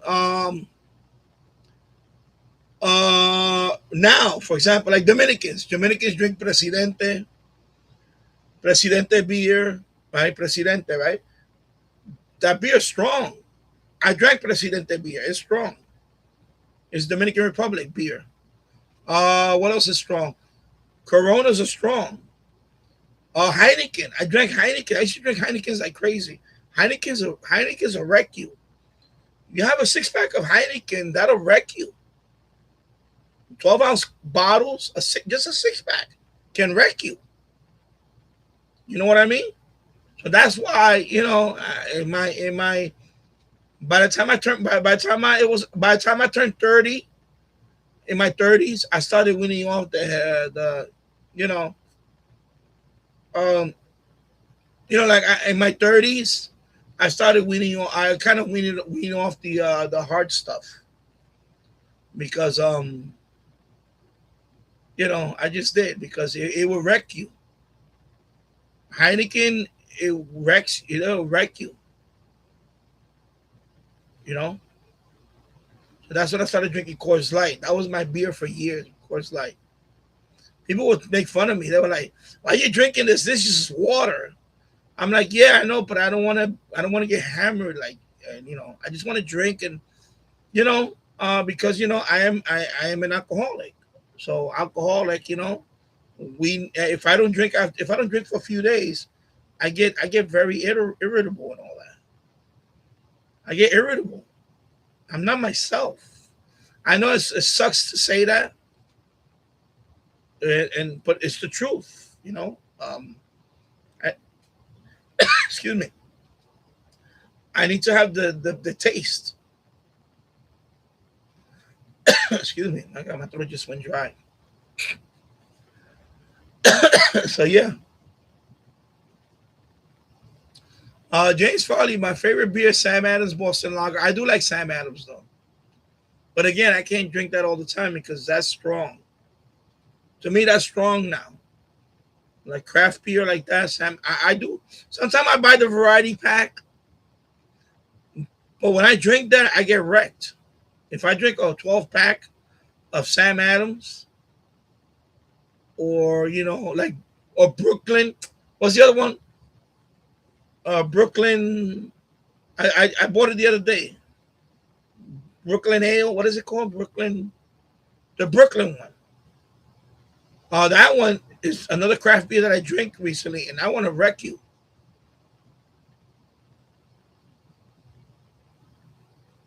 The Brooklyn one.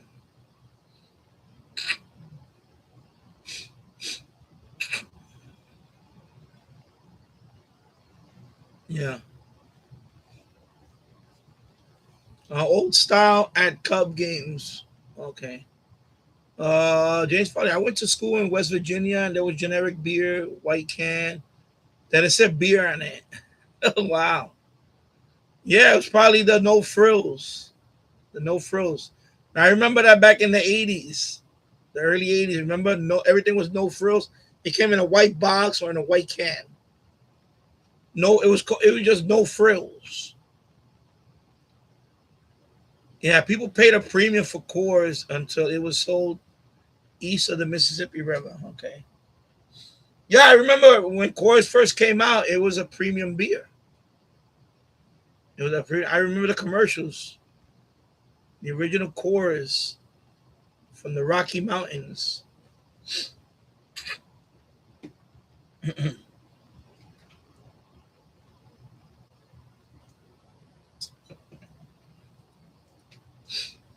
So right now, for example, I drink this, right? I've been drinking light beer a lot. If I were to drink like Corona and have a few, I would get hammered because I'm not used to that. I'm not used to the high alcohol content or alcohol by volume. High. This is not that high alcohol. It's not super duper. This thing, for you to get hammered, you will have to knock down a bunch of them. You will have to knock down a lot of them to get hammered.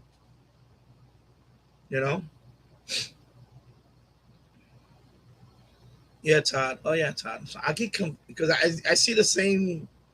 Oh my God. One of you needs to change your avatar to be totally different from the other one.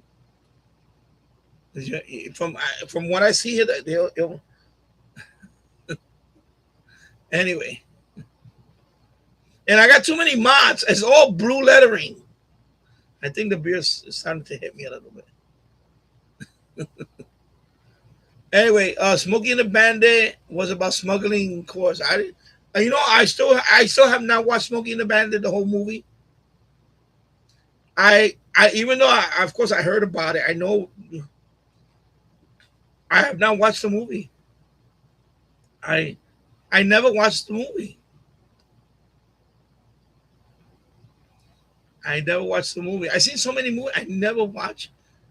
I think I might have caught a glimpse of it here and there, but I never saw the whole movie of Smokey and the Bandit. Wow, I just thought about that. Wow. Smokey and the Bandit. And also Convoy. I think the movie Convoy. I never saw that movie. I mean, I heard about it. I remember the soundtrack. I remember the soundtrack playing over the radio in the 70s. Remember the Convoy? I don't know if you remember the movie Convoy and the song. I remember that, but I never saw the movie. I need to sit down and watch these two movies now. Smokey and the Bandit, Convoy. These are all like CB type, movies and all that about CB radios and so on. C.W. McCall. Convoy. I remember that. I remember the soundtrack. I used to hear it on the radio a lot. And then you would hear CB talking there. Wow. Yeah, some great. It was I'm gonna say the 70s, 80s, and 90s was great. That was a great time. Now it's like, I get nostalgia when I think about. But my decade was the 80s, but the 70s was great too. My decade really was the 80s was great. The 90s it was great too. The first half of the 90s was great. But after 2000, especially after 9/11, I didn't like them. I don't like the new millennium. I'm not a fan of the new millennium. So far, I'm not impressed with the new millennium. I have to say, I'm not impressed with it.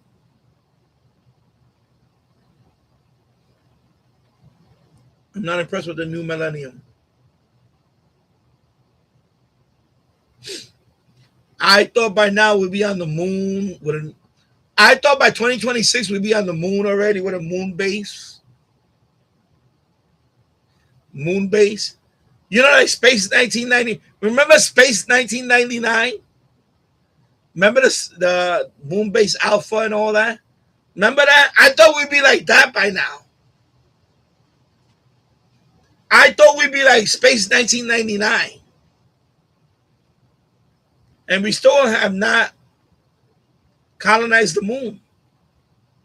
And it's 2026. What are you waiting for? Space. Remember Space 1999? Remember that? Yeah, Battlestar Galactica. Oh, you have that ship. I had that ship for the 1999 series. Yeah. My brother used to have. He had the model. He had the model of that. He back then he built it. I don't know. My brother Harry has that model, and my brother Harry has a lot of models. I need to ask him if he has that spaceship. Space 1999. But yeah, I thought you see right now it's 2026 and we're not there yet. I thought we would have like a moon base already and everything. And we're not even there yet. We're still not there yet. We still messing around with. It was only like 2 seasons.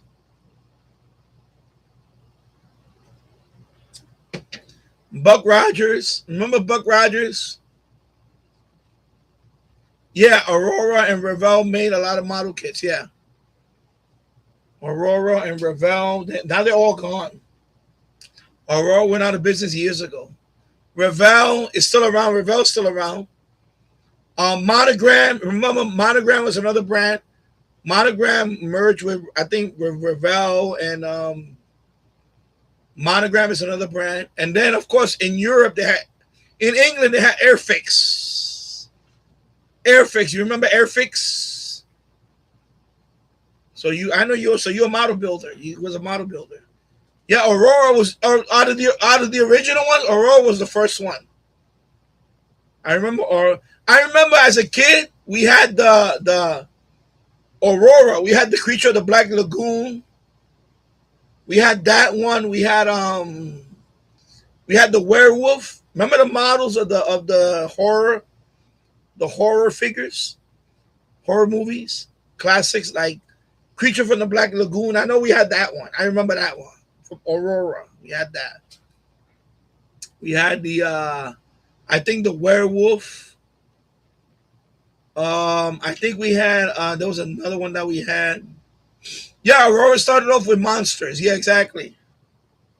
They started off with all that, with monsters. And then, of course, they started doing military stuff.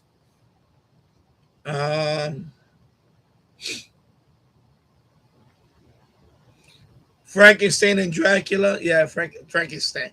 I said Frankenstein. Frankenstein and Dracula, of course. The Mummy. I think they had the Mummy. You know, the classic ones. The Mummy. But I remember Creature of the Black Lagoon. That was one that that one really scared me as a kid. When I first saw the Creature of the Black Lagoon, that one was scary because he's a lizard. He's like a lizard, like a human lizard type guy. That one was creepy. Creature of the Black Lagoon. And of course, Godzilla. You know, Godzilla. Aurora made Godzilla. Yeah, I still remember the smell of Testors cement. Yeah, the plastic cement. Yeah, Testors. They're still around, by the way. They got bought out by, I didn't know that. They got bought out by Rust-Oleum. Rust-Oleum owns them now. I think Rust-Oleum owns Testors now. So they bought that. They bought the Testors. And of course, Testors have their own model. Their own models. So Testors made their own model kits later on. But they're known for the paints and the cement, modeling cement.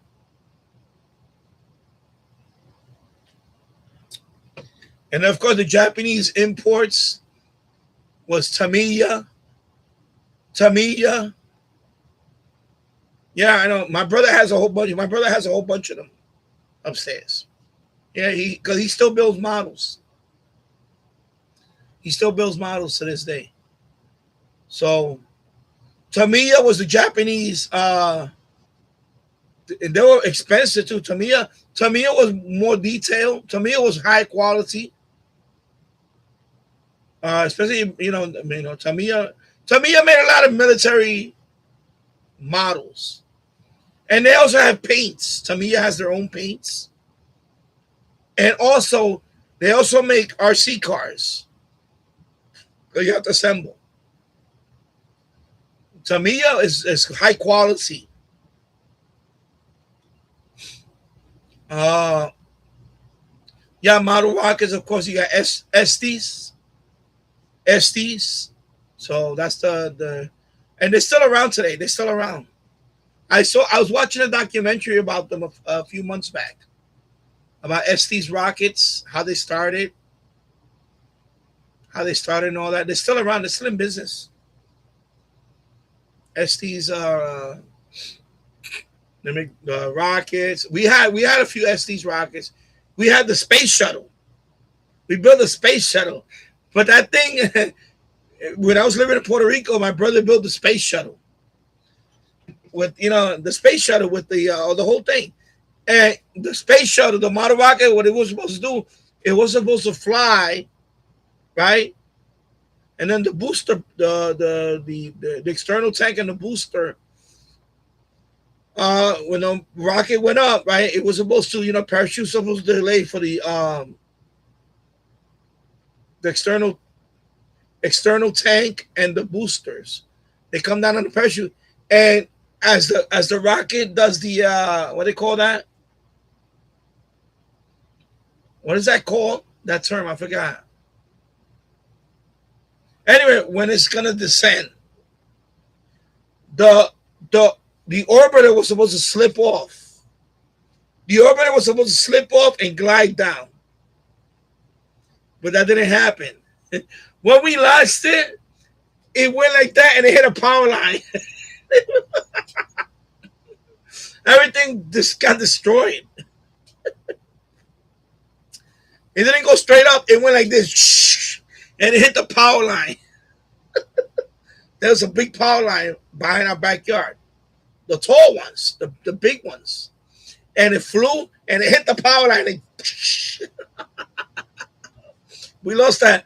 It was a Colombia disaster in Puerto Rico. We lost the whole thing. It was in pieces. Originally, you were supposed to launch it, and then the propellant, right? When it pulls up, you get the parachute for the orbiter. The external tank with the two solid propellant boosters. Those come down, and then the shuttle, the Columbia, the shuttle itself, the orbiter was supposed to glide down. It was supposed to glide back down, but it didn't do that. Everything, bam! It got destroyed.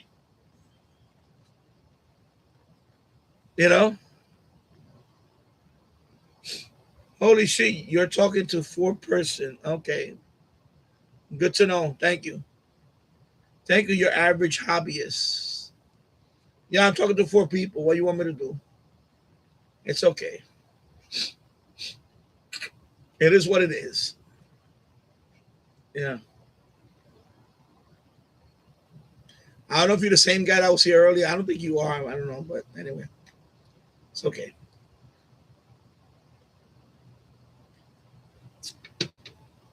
Yeah. So that thing hit the power line, and that was it. It was in pieces. It got disintegrated. Oh my God. I was like, but we built many model rockets. Most of them flew okay. We never got. You know which one I always wanted to buy, and we never got. I used to drool on the catalogs looking at it. The one with the camera. Remember the one with the camera? It had the 110. It had the 110. You know the 110 film camera, right? On the nose cone, it had the 110 film. So when the way it was set up is that when it launched the rocket, and as soon as the propellant is about to, when it starts tilting down, it will take pictures, and then of course the propellant would blow up, and then you come down in the parachute. But it would take photos while it was up there. It would take photos, but we never bought that rocket. That's a rocket that I always wanted to buy. Oh, it was one shot. Okay. Yeah, so you would take like one picture, I think it was. I remember, what's his name? I think this guy bought it. I'm going to mention his channel, Arthur's Hallicrafter's Kitchen. Because he's been doing that. I know I haven't watched his videos in a long time. Arthur's Hallicrafter's Kitchen. He bought that rocket. Because he started buying rock. He's a thrifter. He's a thrifter. He buys a lot of thrift stuff. So he bought that rocket, James Farley. He bought that rocket and he flew it and it took pictures. And it was a 110. Where the hell are you going to get a 110 developed? I mean, and it's a 110. Remember the 110 camera? It's the slim one. Remember you had the 110 and the one, what's the other one? 126. Remember the 2 cameras? Well, there was 3 film. You had the 110 film. I think it was the 126. And of course, the 35 millimeter, you know which one is that one. That's the Nikon. The 35 millimeter is the SLR. The SLR. We already know that. But most of us, We didn't have an SLR camera. We had a 110 or the 126 or the one. Is it 126 or the 128? I forgot what the number is. You can look it up. But I remember the 110 is the slim one. And then the flash, you had to put a cube in it. 126, okay. But the one for the rocket was a 110. I remember that one. It was a 110. 110 film. Yeah, so he bought that. He bought that rocket, I guess, from eBay or something. I don't know where he bought it at. And he flew the rocket. He flew the rocket. It's pretty cool. Yeah, it comes in a small cartridge. The very small cartridge. Todd says Kodak is selling those old cameras in digital form around 30. Yeah, I know they're still selling them, and now it's digital, which is cool. It's kind of cool that they still do that. But yeah, I remember the 110.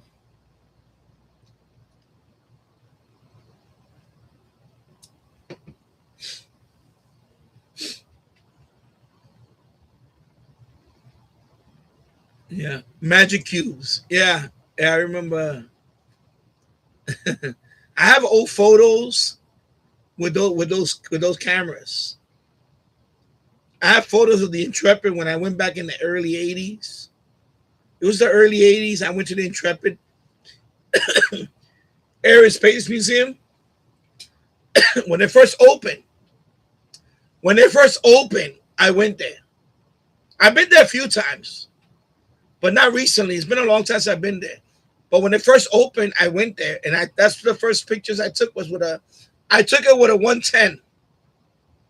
With a 110, I took I took pictures. I took, planes, whatever planes were there, I took some of them. Of course, it was very expensive to have film and develop it. Excuse me.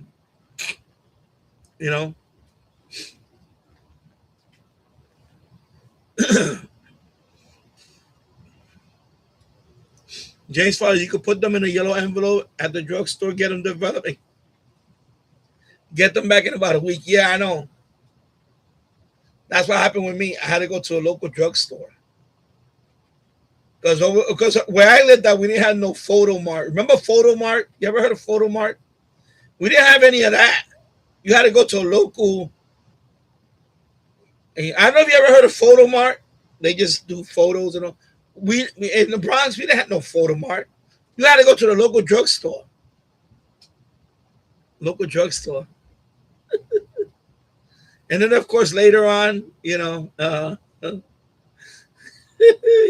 we go. Later on, when you're dating and you take pictures. Come on, honey. You take pictures. And then you take that to develop. And you don't think they see all that? You don't think they see all that? When I come and pick up the camera, they give me that look like, okay, you dirty guy, you.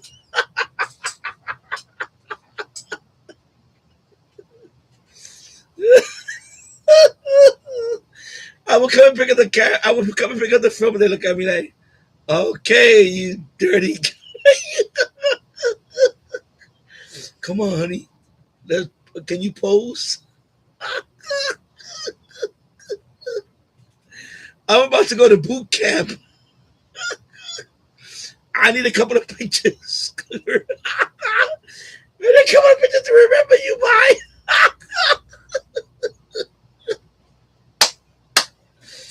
Oh my God. Then you had to go pick it up and you were like, they give you that look like, yeah.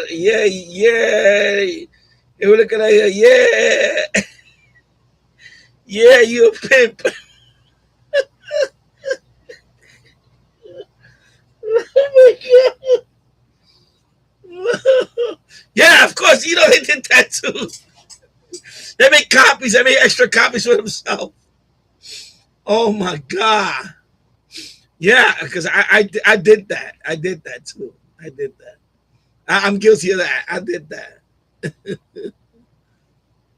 Yo, I was like, yo, come on, man. Yo, post for me. Come on,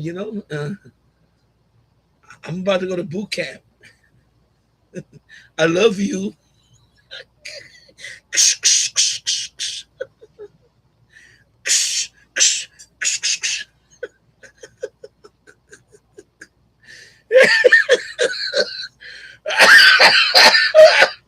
Oh my God. Yo, and then I would go pick it up and they would look at me like, dirty mother. Oh my God. Oh my God, yo. Oh, yo, I'm gonna burn in hell, man. Oh my God.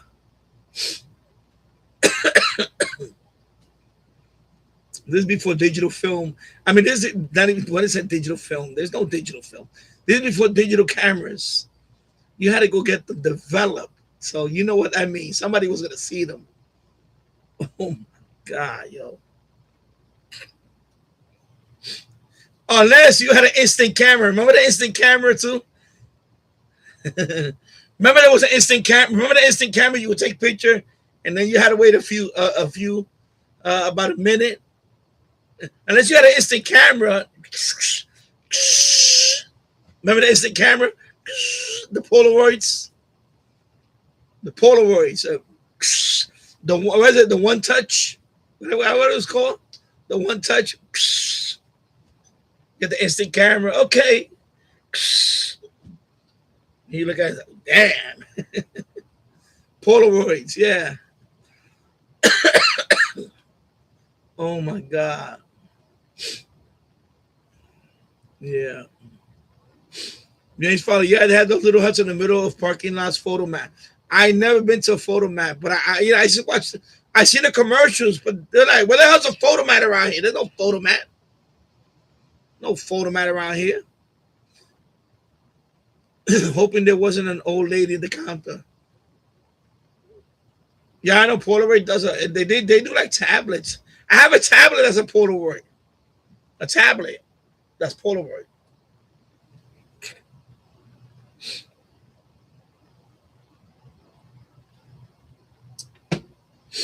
I'm still waiting for the idiot to do another comeback.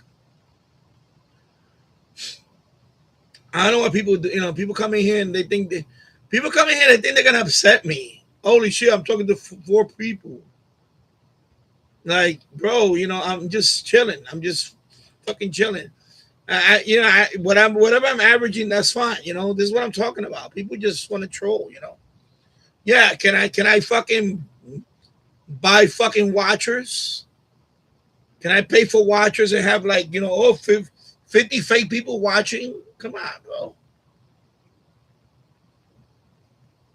You know, I bet you if I go to his channel, he has nothing.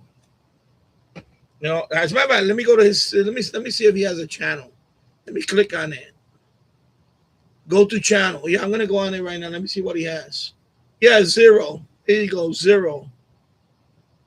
0. More about his channel, nothing. Join January 20, 2024. Your average hobbyist. Yeah, he has nothing. No subscribers, no videos. There you go. Holy shit, you got nothing, bro. Holy shit, you got nothing. You're a fucking nobody. Holy fucking shit.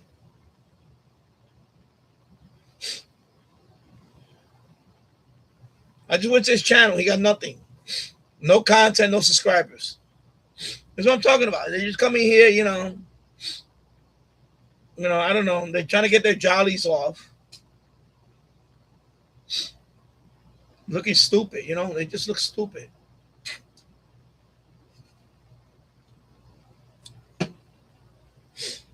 Like, bro, I don't care if I have 10 people. I don't care if I have 100 people watching. I don't care if I have a few people watching. It doesn't matter. I'm still gonna get 1 million views in another couple of months. I have 1 million views total. I have over 6,000 subscribers. I have over 1,200 videos. I already have a body of work. I don't have to prove anything. I make a couple of bucks here and there. That's all. I don't care. I already exceeded my expectations. You know, when I first started this channel, when I first started this channel, I didn't think I was gonna get 100 subscribers. I really didn't think that. I think that, you know, who's gonna watch me? Just, you know, of a couple of radios, and I got 100 subs. And then I was shocked when I got 1,000 subscribers. It took another year, probably a little over a year, to hit the 1,000 subscriber mark. And let me tell you something. You know, I've been doing this for almost 10 years. I'm still 10%. The top 10% of all YouTubers don't last after a year. If you get 1,000 subscribers, you're already at around the 10%. If you make it through your first year and you continue, you're already at the 10% mark. I believe, something like that. Because a lot of people quit. A lot of people don't last a year. There's many people that start a channel, but they don't last. I already stood the test of time, bro. I'm about to hit 10 years. 10 years on this channel. And I'm not slowing down. You know, I have other channels too. By the way, I have other channels that my product review channel, 958 subs. I think I just got another sub today. You know, I'm gonna hit 1,000 on that one, bro. My retro gaming channel, I got over 1,300, I believe. What are you talking about, bro? You know what I'm saying? I'm diversified, bro. I got a lot of shit going on. You know, I'm not a one-trick pony, bro. So what the fuck are you talking about? Loser fuck. You know, jerk off.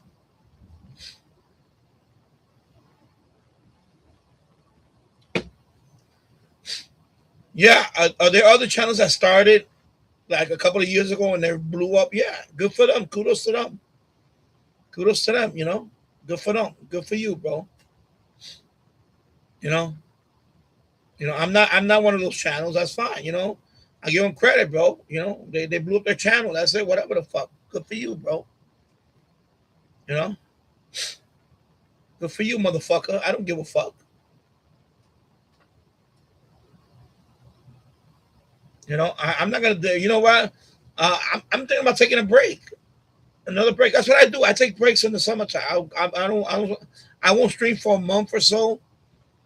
You know, because I still got to do a video once in a while because I got to keep my viewing hours.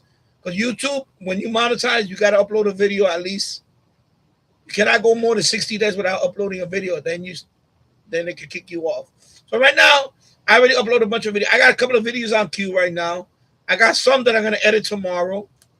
And I'm going to upload a few more videos. I'll probably do another live stream after this one. And then I'm going to take a break. I'm going to take a break for a month.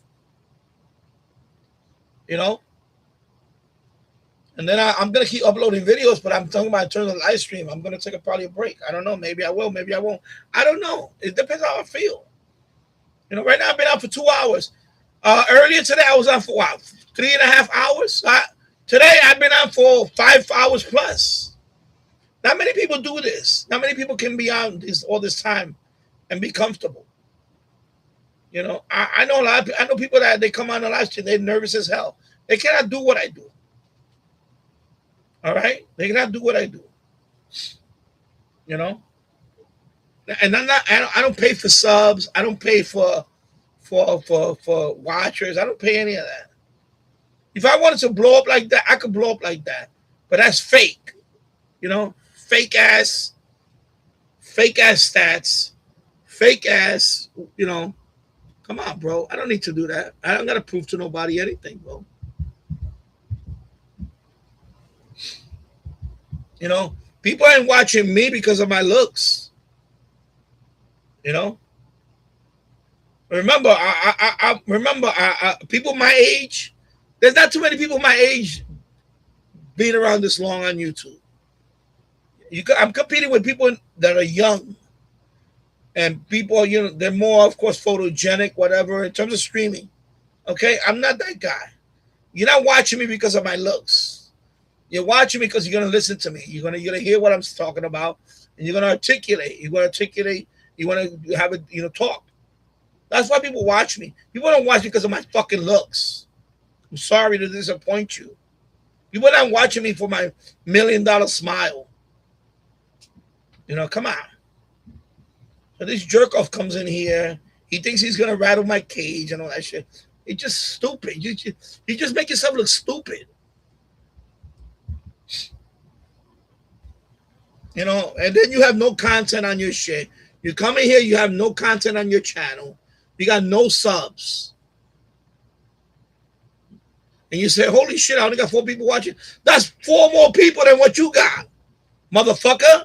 That's what that is. 4 more people than what you got, motherfucker. There you go.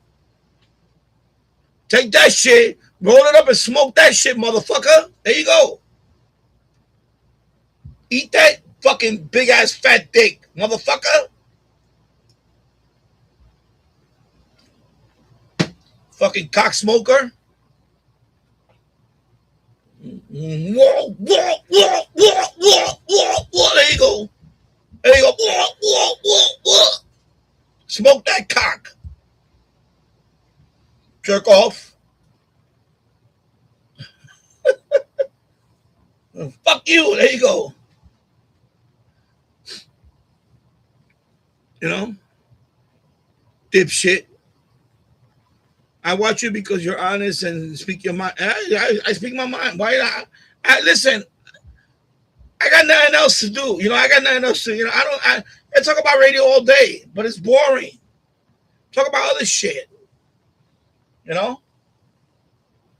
That's all, you know. I'm being me, you know.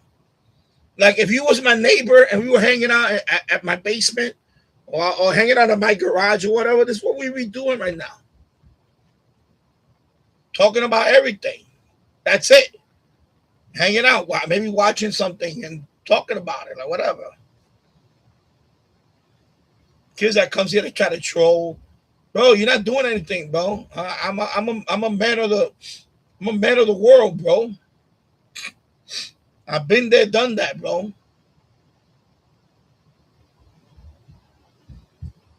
Your mother probably finds me irresistible. Your mom take a look at me. She said, damn. She said, damn, who's that guy, bro? I need to have that fucking guy. I need to have that fucking guy in my life. You know? The fuck out of here, bro. You're a jerk off, bro. You're like a little fucking ant, bro. Just go like this to you. Get the fuck out of here, bro.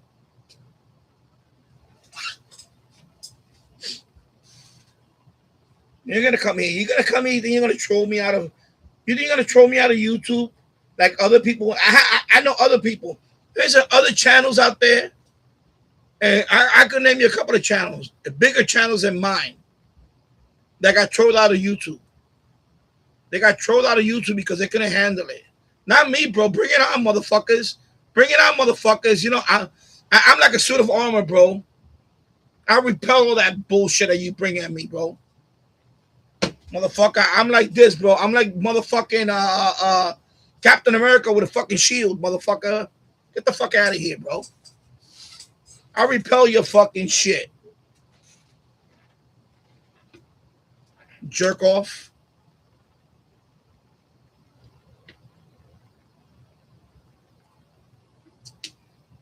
Come on, bro. You barking up the wrong tree, bro. You come in here with that. Anybody else want to come in here? Yeah, bring it on, bro. Come in here. Get the fuck out of here, bro. Dumbass.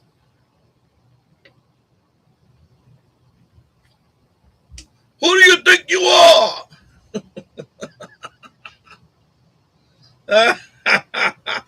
Who do you think you are?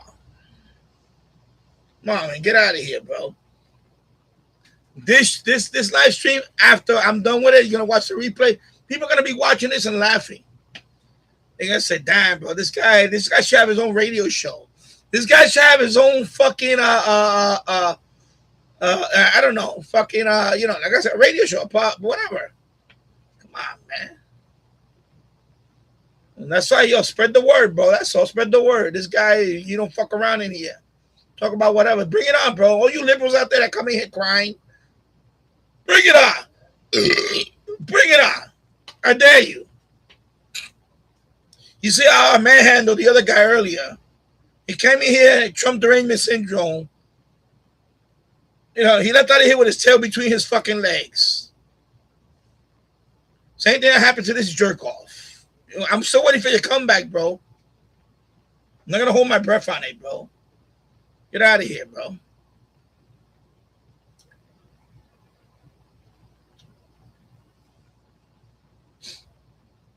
And that's how I deal with it, bro. You see?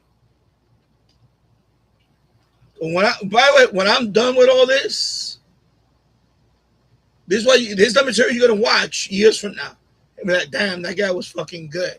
That guy was motherfucking good. That guy should have had his own fucking talk show. That guy should have had his own talk show. That guy should have been on the radio. Yeah, I know that, bro. I know that. Wow. Fuck out of here. You got these people trying out for, you got these young fucking stupid kids trying out for Streamer University. Clowns. They just want to be clowns on Streamer University for the court jester. Because he got, 6 million, whatever the fuck number he got, subscribers, whatever the fuck he's in the million subscribers, whatever the fuck he is. People just want to gravitate to, I need to be a clown. I need to be the biggest clown in the internet to be like, famous. Because by the way, that's the new thing now. People don't want to be rappers no more. You know what they want to be now? A streamer. That's the top job now in YouTube? Is to be a streamer.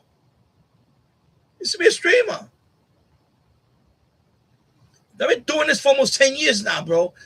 And if God willing, I'll be here for 10 more years. Okay? So you little troll motherfuckers, you're not going to come in and troll me out of YouTube. Well, fuck you. Go eat a fucking dick. Go eat a fat elephant fucking dick. Because I'm not going anywhere. Fuck you. All right? Go fuck yourself. Get the fuck out of here. Jerk off. Stupid.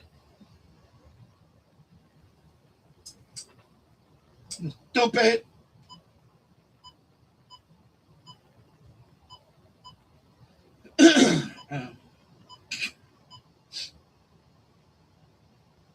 Let me see what's on 2 meters.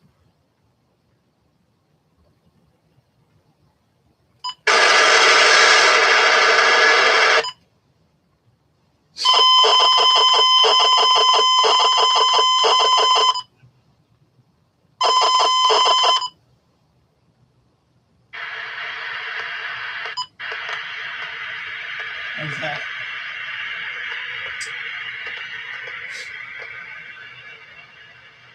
People can handle what I go through. People can handle that shit. People can handle people coming here and try to troll me. Some people fold like a cheap tent. Me, bring that shit on, motherfuckers. Bring that shit on. Fucking bitch. Get the fuck out of here. I'm still waiting for your comeback, asshole. Dickwad. Fuck out of here.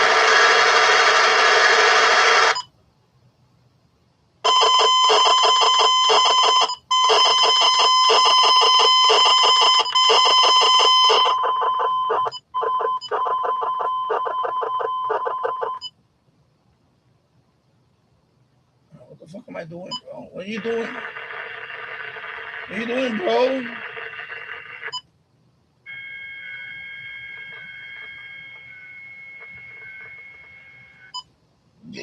Excuse me. Let me see. It was 150 megahertz. Sorry.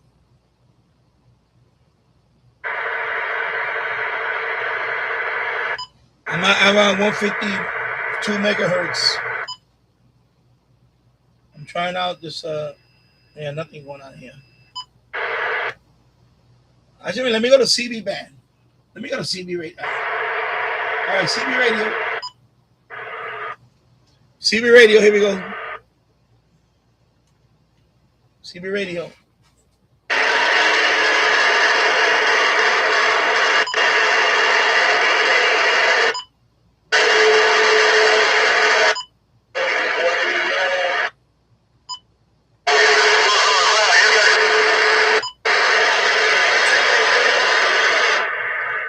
Yeah, Super Bowl. Danny PayPal's calling. Okay. Thank you. I'll be right back. I have to handle some business. Anyway, I'll be right back. Let me go handle some business. Let me go get another one too. I have to get another one anyway. Be right back. Yeah, put the volume up in the meanwhile, let me put the volume up.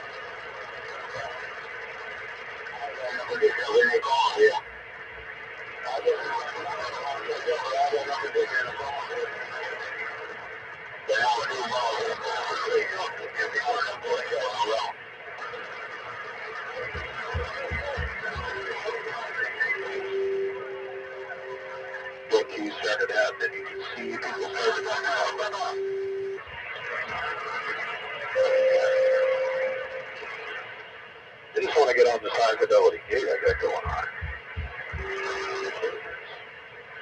But to me, it's like you're on the low side. You're a little bit out of tune from it. But like, sounded pretty good. You know, I got no skin in it. This shit got down.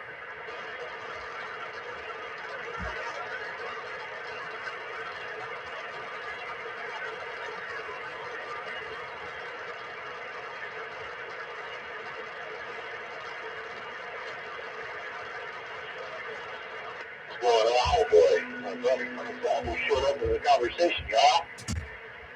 Nothing. I've been sitting there listening to the skip come out of New York and off the east side now for about an hour. Let me check out my CD, man.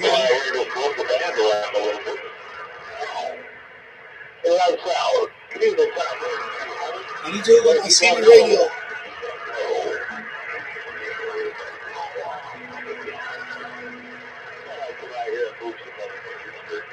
I don't have a handle, man. I need a handle. I don't have a handle.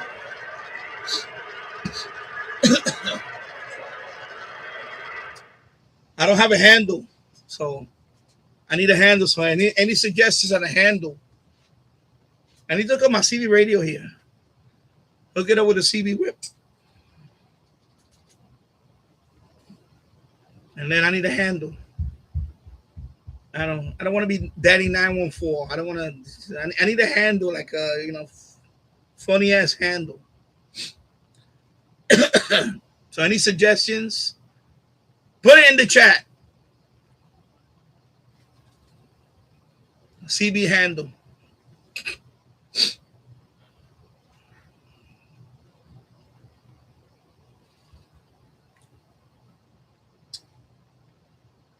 Never gets a hangover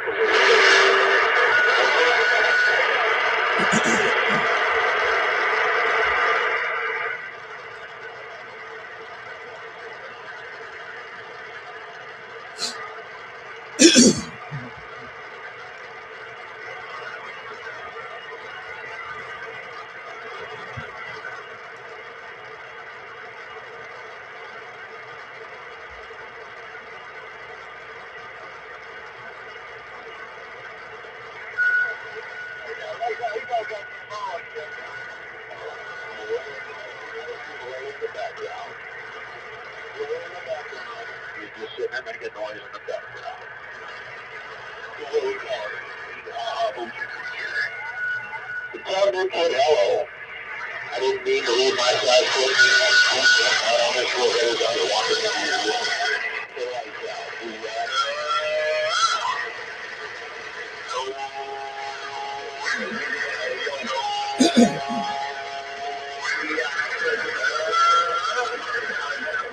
I need to get my CB ready so I can cut in there. Well, I'm not gonna cut in there because I don't have an amplifier like that. And try to cut in there and step all over me. Thank you, James Farley, for the $20 donation. PayPal donation. I really appreciate that. Thank you. Thank you for the donation.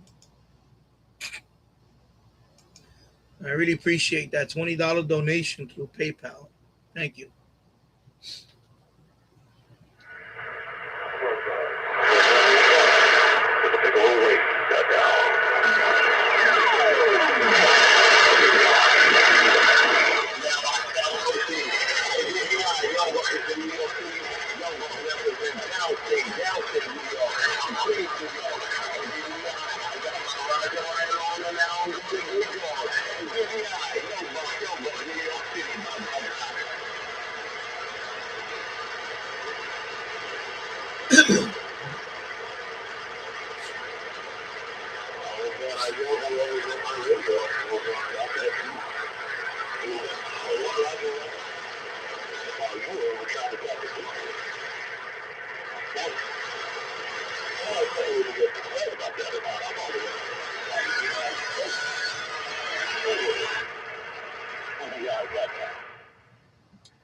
I'll go get my CB radio to the NFED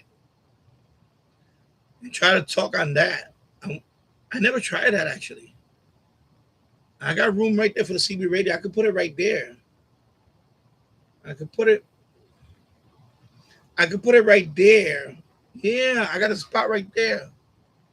I don't want to lift the camera because I don't want to disconnect from the.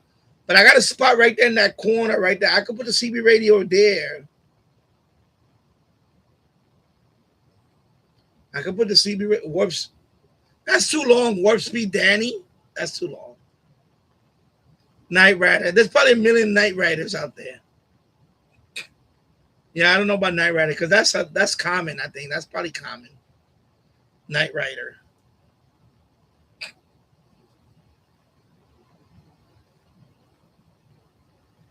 That's common.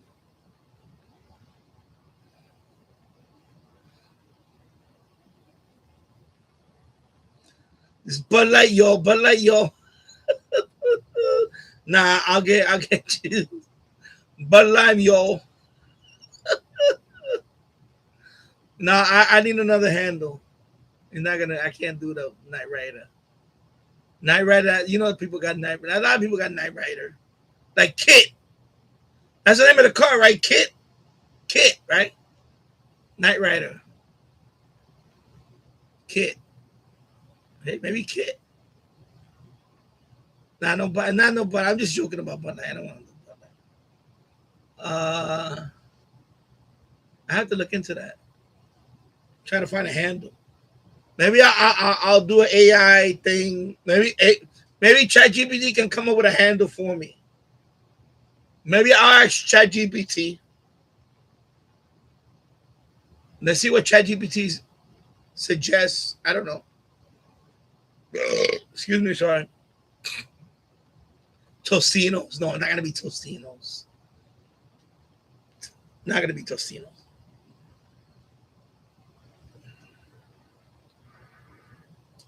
But yeah, I could put it right there in that corner, mounted underneath the shelf, and then I could hook it up to the NFED.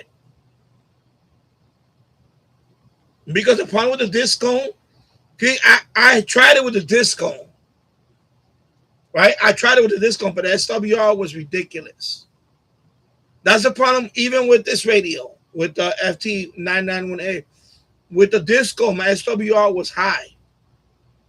And yeah, I can go up there and try to tune the element, but I don't want to do all that. But I could try the NFED. Because the NFED is pretty good on 10 meters and 6 meters. So that means 11 meters, it should be pretty good, right? Right? Right? I think because it's good on 10 meters, the NFED. And 6 meters is pretty good too. So I think on 11 meters, it's good. I think it'll be good. Right? I mean, it should be. So I should be able to use the NFED. I could use the NFED. for CB. Yeah, it should work okay because it works well on 10.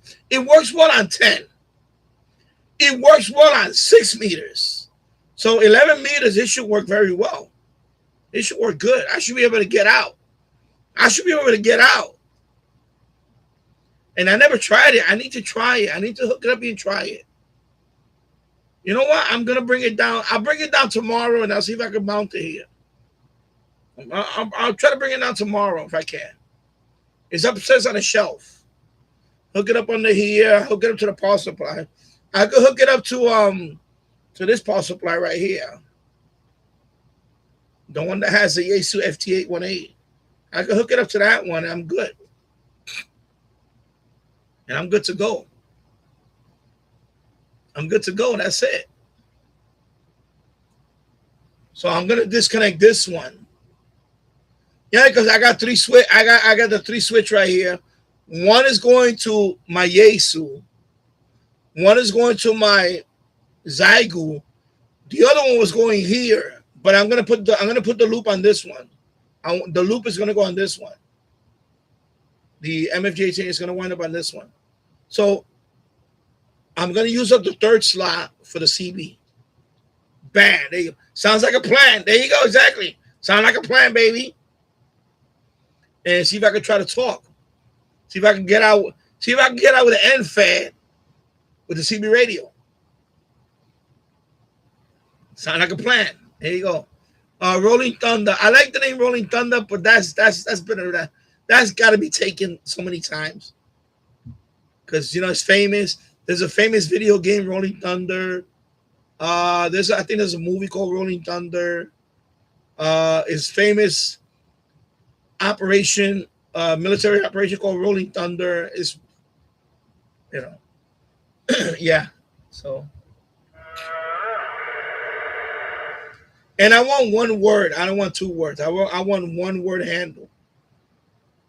But if it has to be 2 words, then yeah.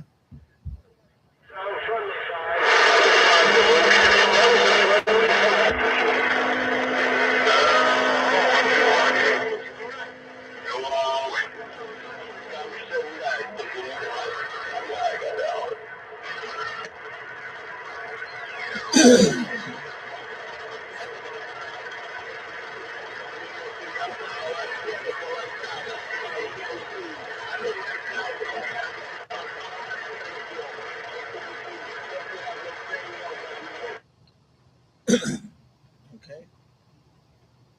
Well, he's right a camera for me. Bye, young thing, lights out. Hey, lights out, I thank you for all that good 5. Lights out, bye.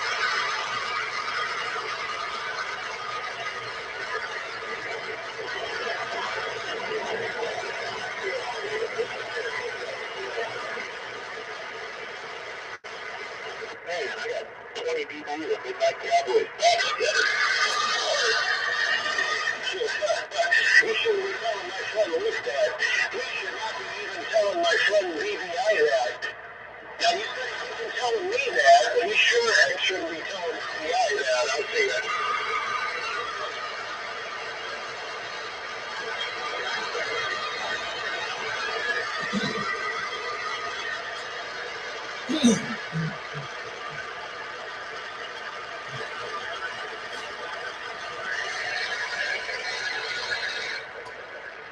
All right. I like it like that.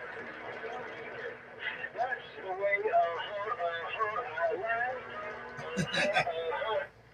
Hey, lights out. Have a great night. God bless you. I'll see you later.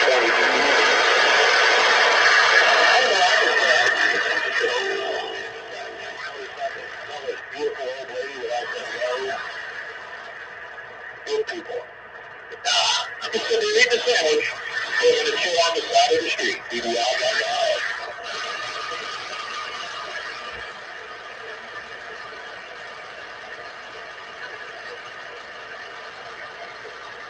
Wave master. I'm getting out of the way. I didn't mean to come in there and take over. I did not mean to come in there and take over. I'm glad you rolled a good five his way and said hello and good evening, and I'm going to get out of the way. And nice out. None but a small radio and a big relay. Bye, bye, bye.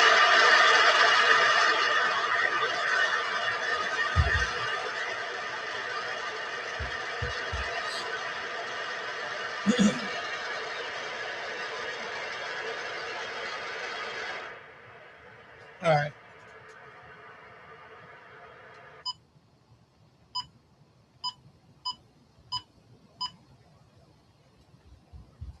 Let me see what's on 800. 806 and 916. Let me see what's there. 800 to 900. Let's see what it can pick up.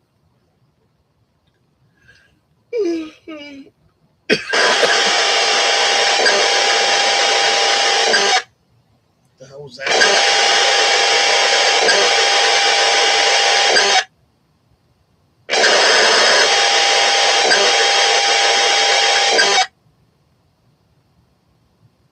All right, there we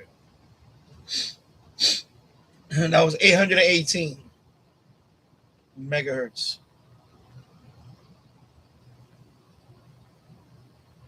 And that's at 850.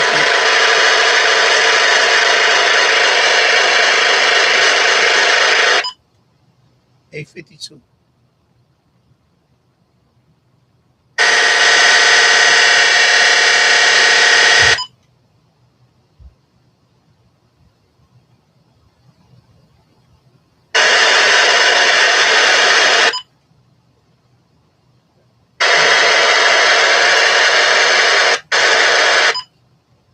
$857.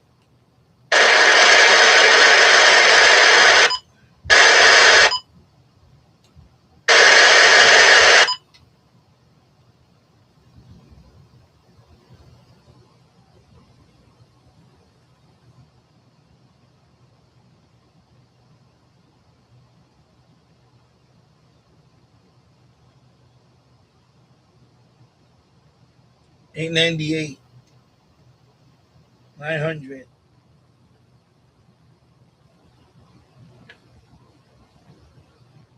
903. 904. What's that? What's 904? Let me know what's. Let me see.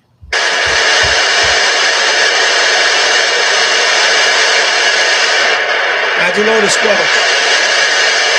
904.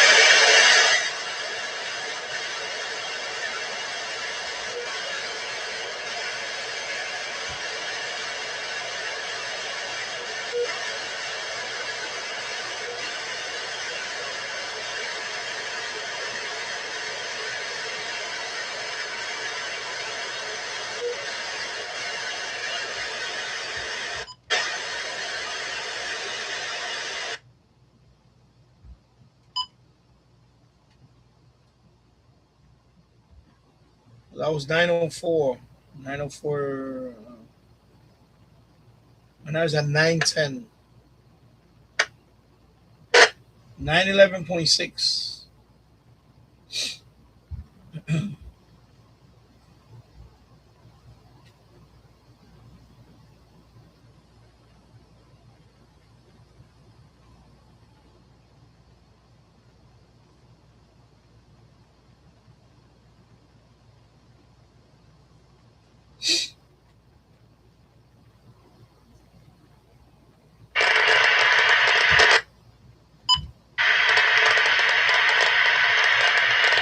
927.9.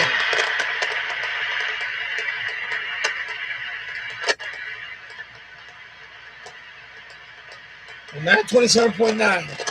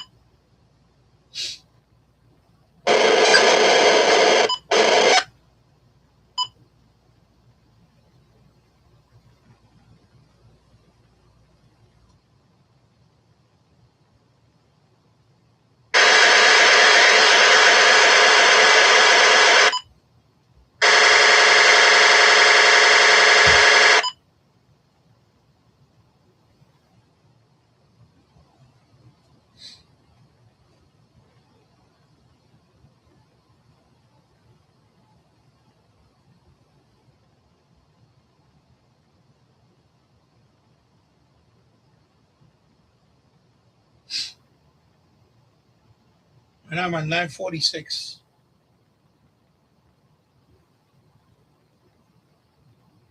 Nothing.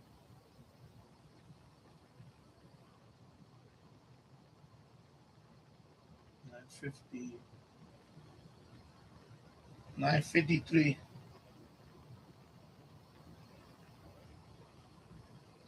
There you go. Okay, nothing. All right, nothing. I didn't get it. Anyway, let me read the comment. Could be moon bounce. I don't know. I think it's an amateur band. I don't know. I'm not familiar with the 800, 900 megahertz. I mean, I know back then you had the old cellular phone that was 900 megahertz. I remember that. I believe also pagers. People still use pagers today, believe it or not. So, hello, the Shortwave Archive. Hey, Danny, my nice pair of headphones broke this week, so I have you on low power FM transmitter using a 1980s realistic stereo mate as my temporary replacement. Poor man's Bluetooth. Wow, nice. Nice. Nice. Thank you. Yeah, wow. Yeah, poor man, low power FM transmitter. Okay, wow. Yeah, I have two of them. I just bought this one the other day. FM transmitter. I have a Belkin that I just bought. Where's the Belkin at? It's up there. I bought the Belkin. Tune. I think it's Tune. The Tunecast 2. Of course, I got the original Belkin right here, but it's a piece of junk. That one I bought it, and it was okay. Didn't have much range. This one is good. I like this one. It's $20. I don't want to pull the camera because I don't want to disconnect mine and then I lose the live stream. But this one is called the Nulaxi. Let me write the. I'll write it down here. Nulaxi. Let me see what's the right here. Let me look at the manuals right here. KM18. I really like this transmitter. It's very good. So the Nulaxi KM18. KM18. I really like this for $20. Total of $20.68 on Amazon. This one has an SD card reader. It's Bluetooth. Has Bluetooth. SD card reader. Of course, it got the auxiliary input for 3.5 millimeter if you want to just hook up. But it has Bluetooth, SD card reader that plays MP3, WMA, and WMV. So you can put an SD card reader, SD card up to 32 gigabytes here and just play music straight from the SD card. I really like this. I really like this FM transmitter. Of course, it has a gooseneck. hooks up straight into my power supply with the old 12-volt connector, the cigarette lighter we used to call it. And it has a, at the end it has a USB, so you can plug in a USB to charge anything else. But I really like this FM transmitter. It's really good. I like it, and it has range. I go in the boiler room. I can hear clearly. I can hear. I put out 88.1, clear. I need to do a test. Go outside my yard and see if I can hear it. So yeah, a KM18. Total of $20.68 on Amazon. I really like that one. It's been around for a long time. Been around for about 10 years now. It has a nice display. Has a nice display here too. I really like this one. I really do like this one. So far, this is my best FM transmitter right here. The Belkin. Of course, that one, they do have a mod for the Belkin. You have to open it up. And, the wire that's in there is part of the antenna. You need to disconnect that wire and put a longer wire, like 27 inches, 27.6 more or less, for the FM. The side of the wire in the board, and then drill a small hole on the Belkin and put it out. And it does a good job also. You extend the range on the Belkin. Eventually, I would like to get the Sequin one, but the price range is a little too much for me right now. But at some point, I would like to get the Sequin.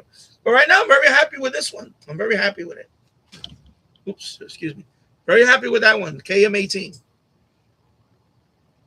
The shortwave archive, I use the Elenco signal generator I got from my school when they were getting rid of various things. VCR. Let me see. VCR, CRT, oscilloscopes. You name it, I can transmit anywhere from 100 kilohertz up to 150 kilohertz. Does it do FM stereo? I don't know. That's a good question. I need to check that out. I think it does. But, I need to, because I've been using it, because the radios that I have is the DeepElect DP66. That's what I have in the boiler room. So it's not a stereo radio. Only has one speaker. So I don't know. I need to test that out to see if it does FM stereo. But it's pretty good. Even the audio sounds much better than the Belkin. It sounds. Of course, there are other transmitters that are much better and they cost a lot more. Like the Sequin one, I know that one does FM stereo, I believe. Then there's another one. I think it's what is it called? I think that's the top one. My FM transmitter. I forgot what it's called. Some name like that. Anyway, that's $130+. The one the best one. But for me, this one right now is okay. It's okay. And there's a mod for this one, by the way. I can open it up and put a longer wire and extend it. But I don't want to open this one up because this one doesn't have screws. This one I will have to snap it open. I don't want to damage this one. So I'm not going to do that. Eventually, I will get the Sequin one. That's the one that I want. And by the Sequin one, there is a mod for that one. You have to open it up. There's a potentiometer in there. You have to dial it up all the way, and that's it. You boosted the signal. So I know the Sequin one, depending on what model, they have the FM transmitter 2 and the FM transmitter 3. If it's the transmitter 2, I think you have to turn it clockwise. If it's the 3, I think it's counterclockwise. It's one or the other. But all you have to do is open it up. There's a potentiometer in there. You put the little screwdriver, whatever, and you turn it up all the way, and then you boost the signal. And by the way, there's other ones out there that you can do a mod on them. Most of them, every time you can open it up and do the mod and extend it. Even the Belkins. I know the Belkins, you can do that. It's a very simple mod. You open it up. For example, let me check out this is the original Belkin. Oops, excuse me. Okay, I got it. I don't want that. So this is the original Belkin. But this one is junk. But there is a mod too. This one I don't like because it only runs on batteries. So I don't like this one. The Belkin that I have now, that's the newer one. That one, you hook it up straight to the, 12 volt. And now, but this one is this from the 90s. This goes back to the 90s. This is the original one. And you see the wire. You see this wire? This is the antenna. The antenna's in here. You can see it's too short already. You see the wire? It's too short for FM. So you have to open this up. There's 3 wires in here. There's one wire that's the antenna wire. You desolder that one from the board, and you add a long wire, and you draw a small hole, and you can put the wire through there, and then you extend the range of this thing. Because the range for this thing now is junk. It's like you got to move it around. It's not. But you can extend the range on this with the mod. But this is old. I just keep it because it's nostalgic. But I wouldn't use this thing. This is a piece of junk. Plus this one, the LCD. Plus this one, the LCD faded. It's faded. You don't see the numbers no more. It faded. This thing is over 30. This is about 30 years old now. It's 30 years old now. You can see it's yellow. See the connector is yellow now? It's old. I had this since 96, 97, 96. I think I bought this. It's old. Maybe 98 or something. I don't know. Anyway, I had it since the late 90s, I believe. But it's almost 30 years since I had this.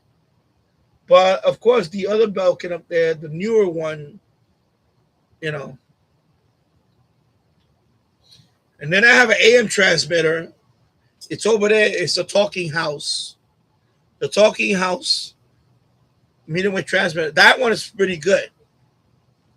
Oh, let me get my sign. I knocked on my there. And that one, the talking house is pretty good. And there's mods for that one. There's a lot of mods for that one. To really clean it up and all that. The talking house AM transmitter.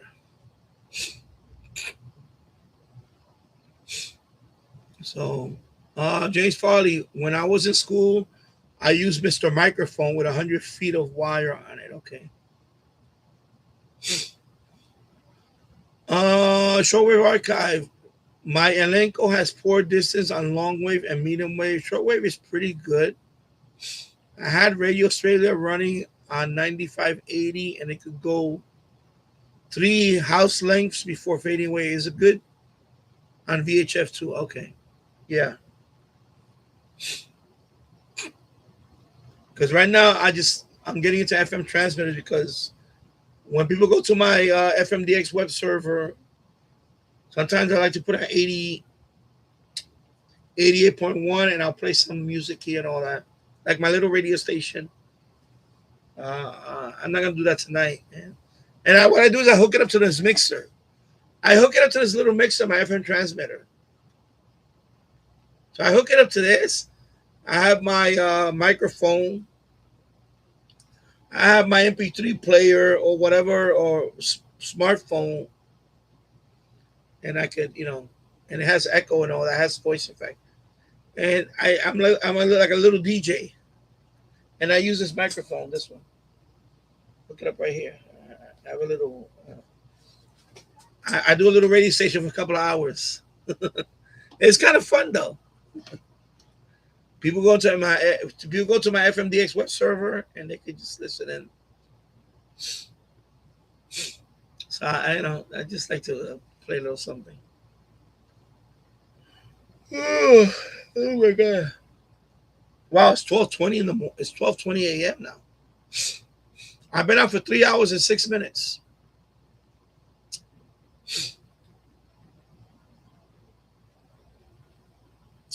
Yeah.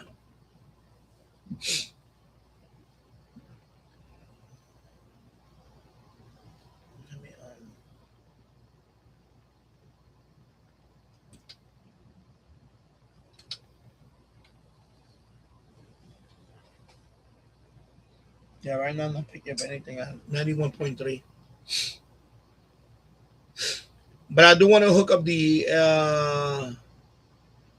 talking house. I have a rack mount system behind me. I want to hook it up in there. And but I want to set up a dedicated machine. I probably use that one of those older PCs. And I'll probably put like well, that one has Windows 10. Maybe I'll keep it on Windows 10. I don't care. I don't care about the I don't need to update it. It still runs. I could probably throw Winamp in there. Excuse me, sorry. Probably throw Winamp, like something like Winamp, and just put a whole bunch of my MP3s in there. I have what's my MP3 player at? Where is it at? Right here. So I have this MP3 player. I have this one right here. This was sent to me by any Oasis. They reached out to me and they sent me this for review. So I like this one. Any Oasis. This one has 128 gigabytes of storage. Bluetooth. This has Bluetooth. By the way, this also has FM radio. FM radio is in here. You have FM radio receiver in here. Okay, FM radio receiver. It also plays video. It plays video. It also has a speaker. There's a small speaker. So that's a speaker right there. I really love this MP3 player. I really like this one. It's very good. So this is the way the original iPod should have been. The original iPod should have been like this. But I really love this one. So this is any Oasis. I made an unboxing video on this, so the link is there. You can look it up. If you want to buy this one, I really like this one. I really like this MP3 player. I need to do a couple of more things on it, and then I'll do a full review on it. But I really like this MP3 player. And I have all my MP3 libraries in there. I have 50, almost 60, about 50 plus gigs of music is in there. My whole music collection is in there. MP3s. And some FLAC. I do have some FLAC.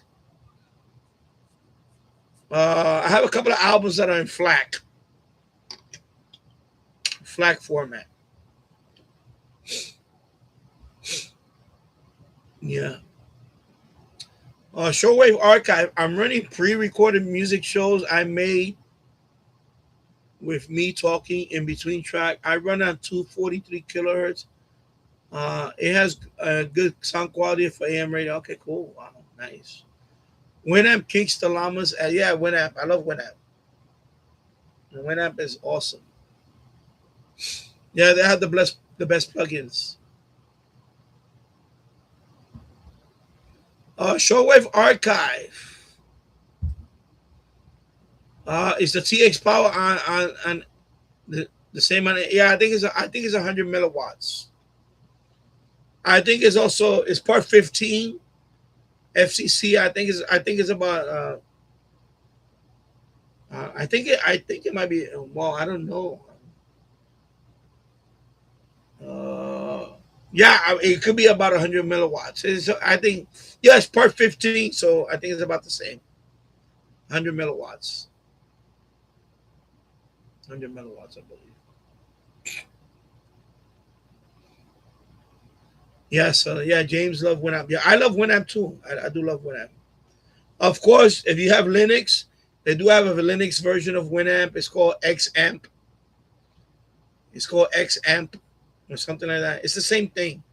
It's just the X version of Winamp. Or XAMP or ZAMP or something. I don't know how you pronounce that. But it's like XAMP or something. XAM amp or whatever. I don't know. Like XAMP. That's the X version of the Linux version of Winamp. It's pretty cool. All right, I'm gonna log off now. I was on for 3 hours and 12 minutes. It's already past midnight, so I'm just gonna stay up for a little bit longer, and then I'm gonna go to bed. Everybody, thank you for watching. I will see you on the next one. Take care. Have a great night, everybody. Bye bye.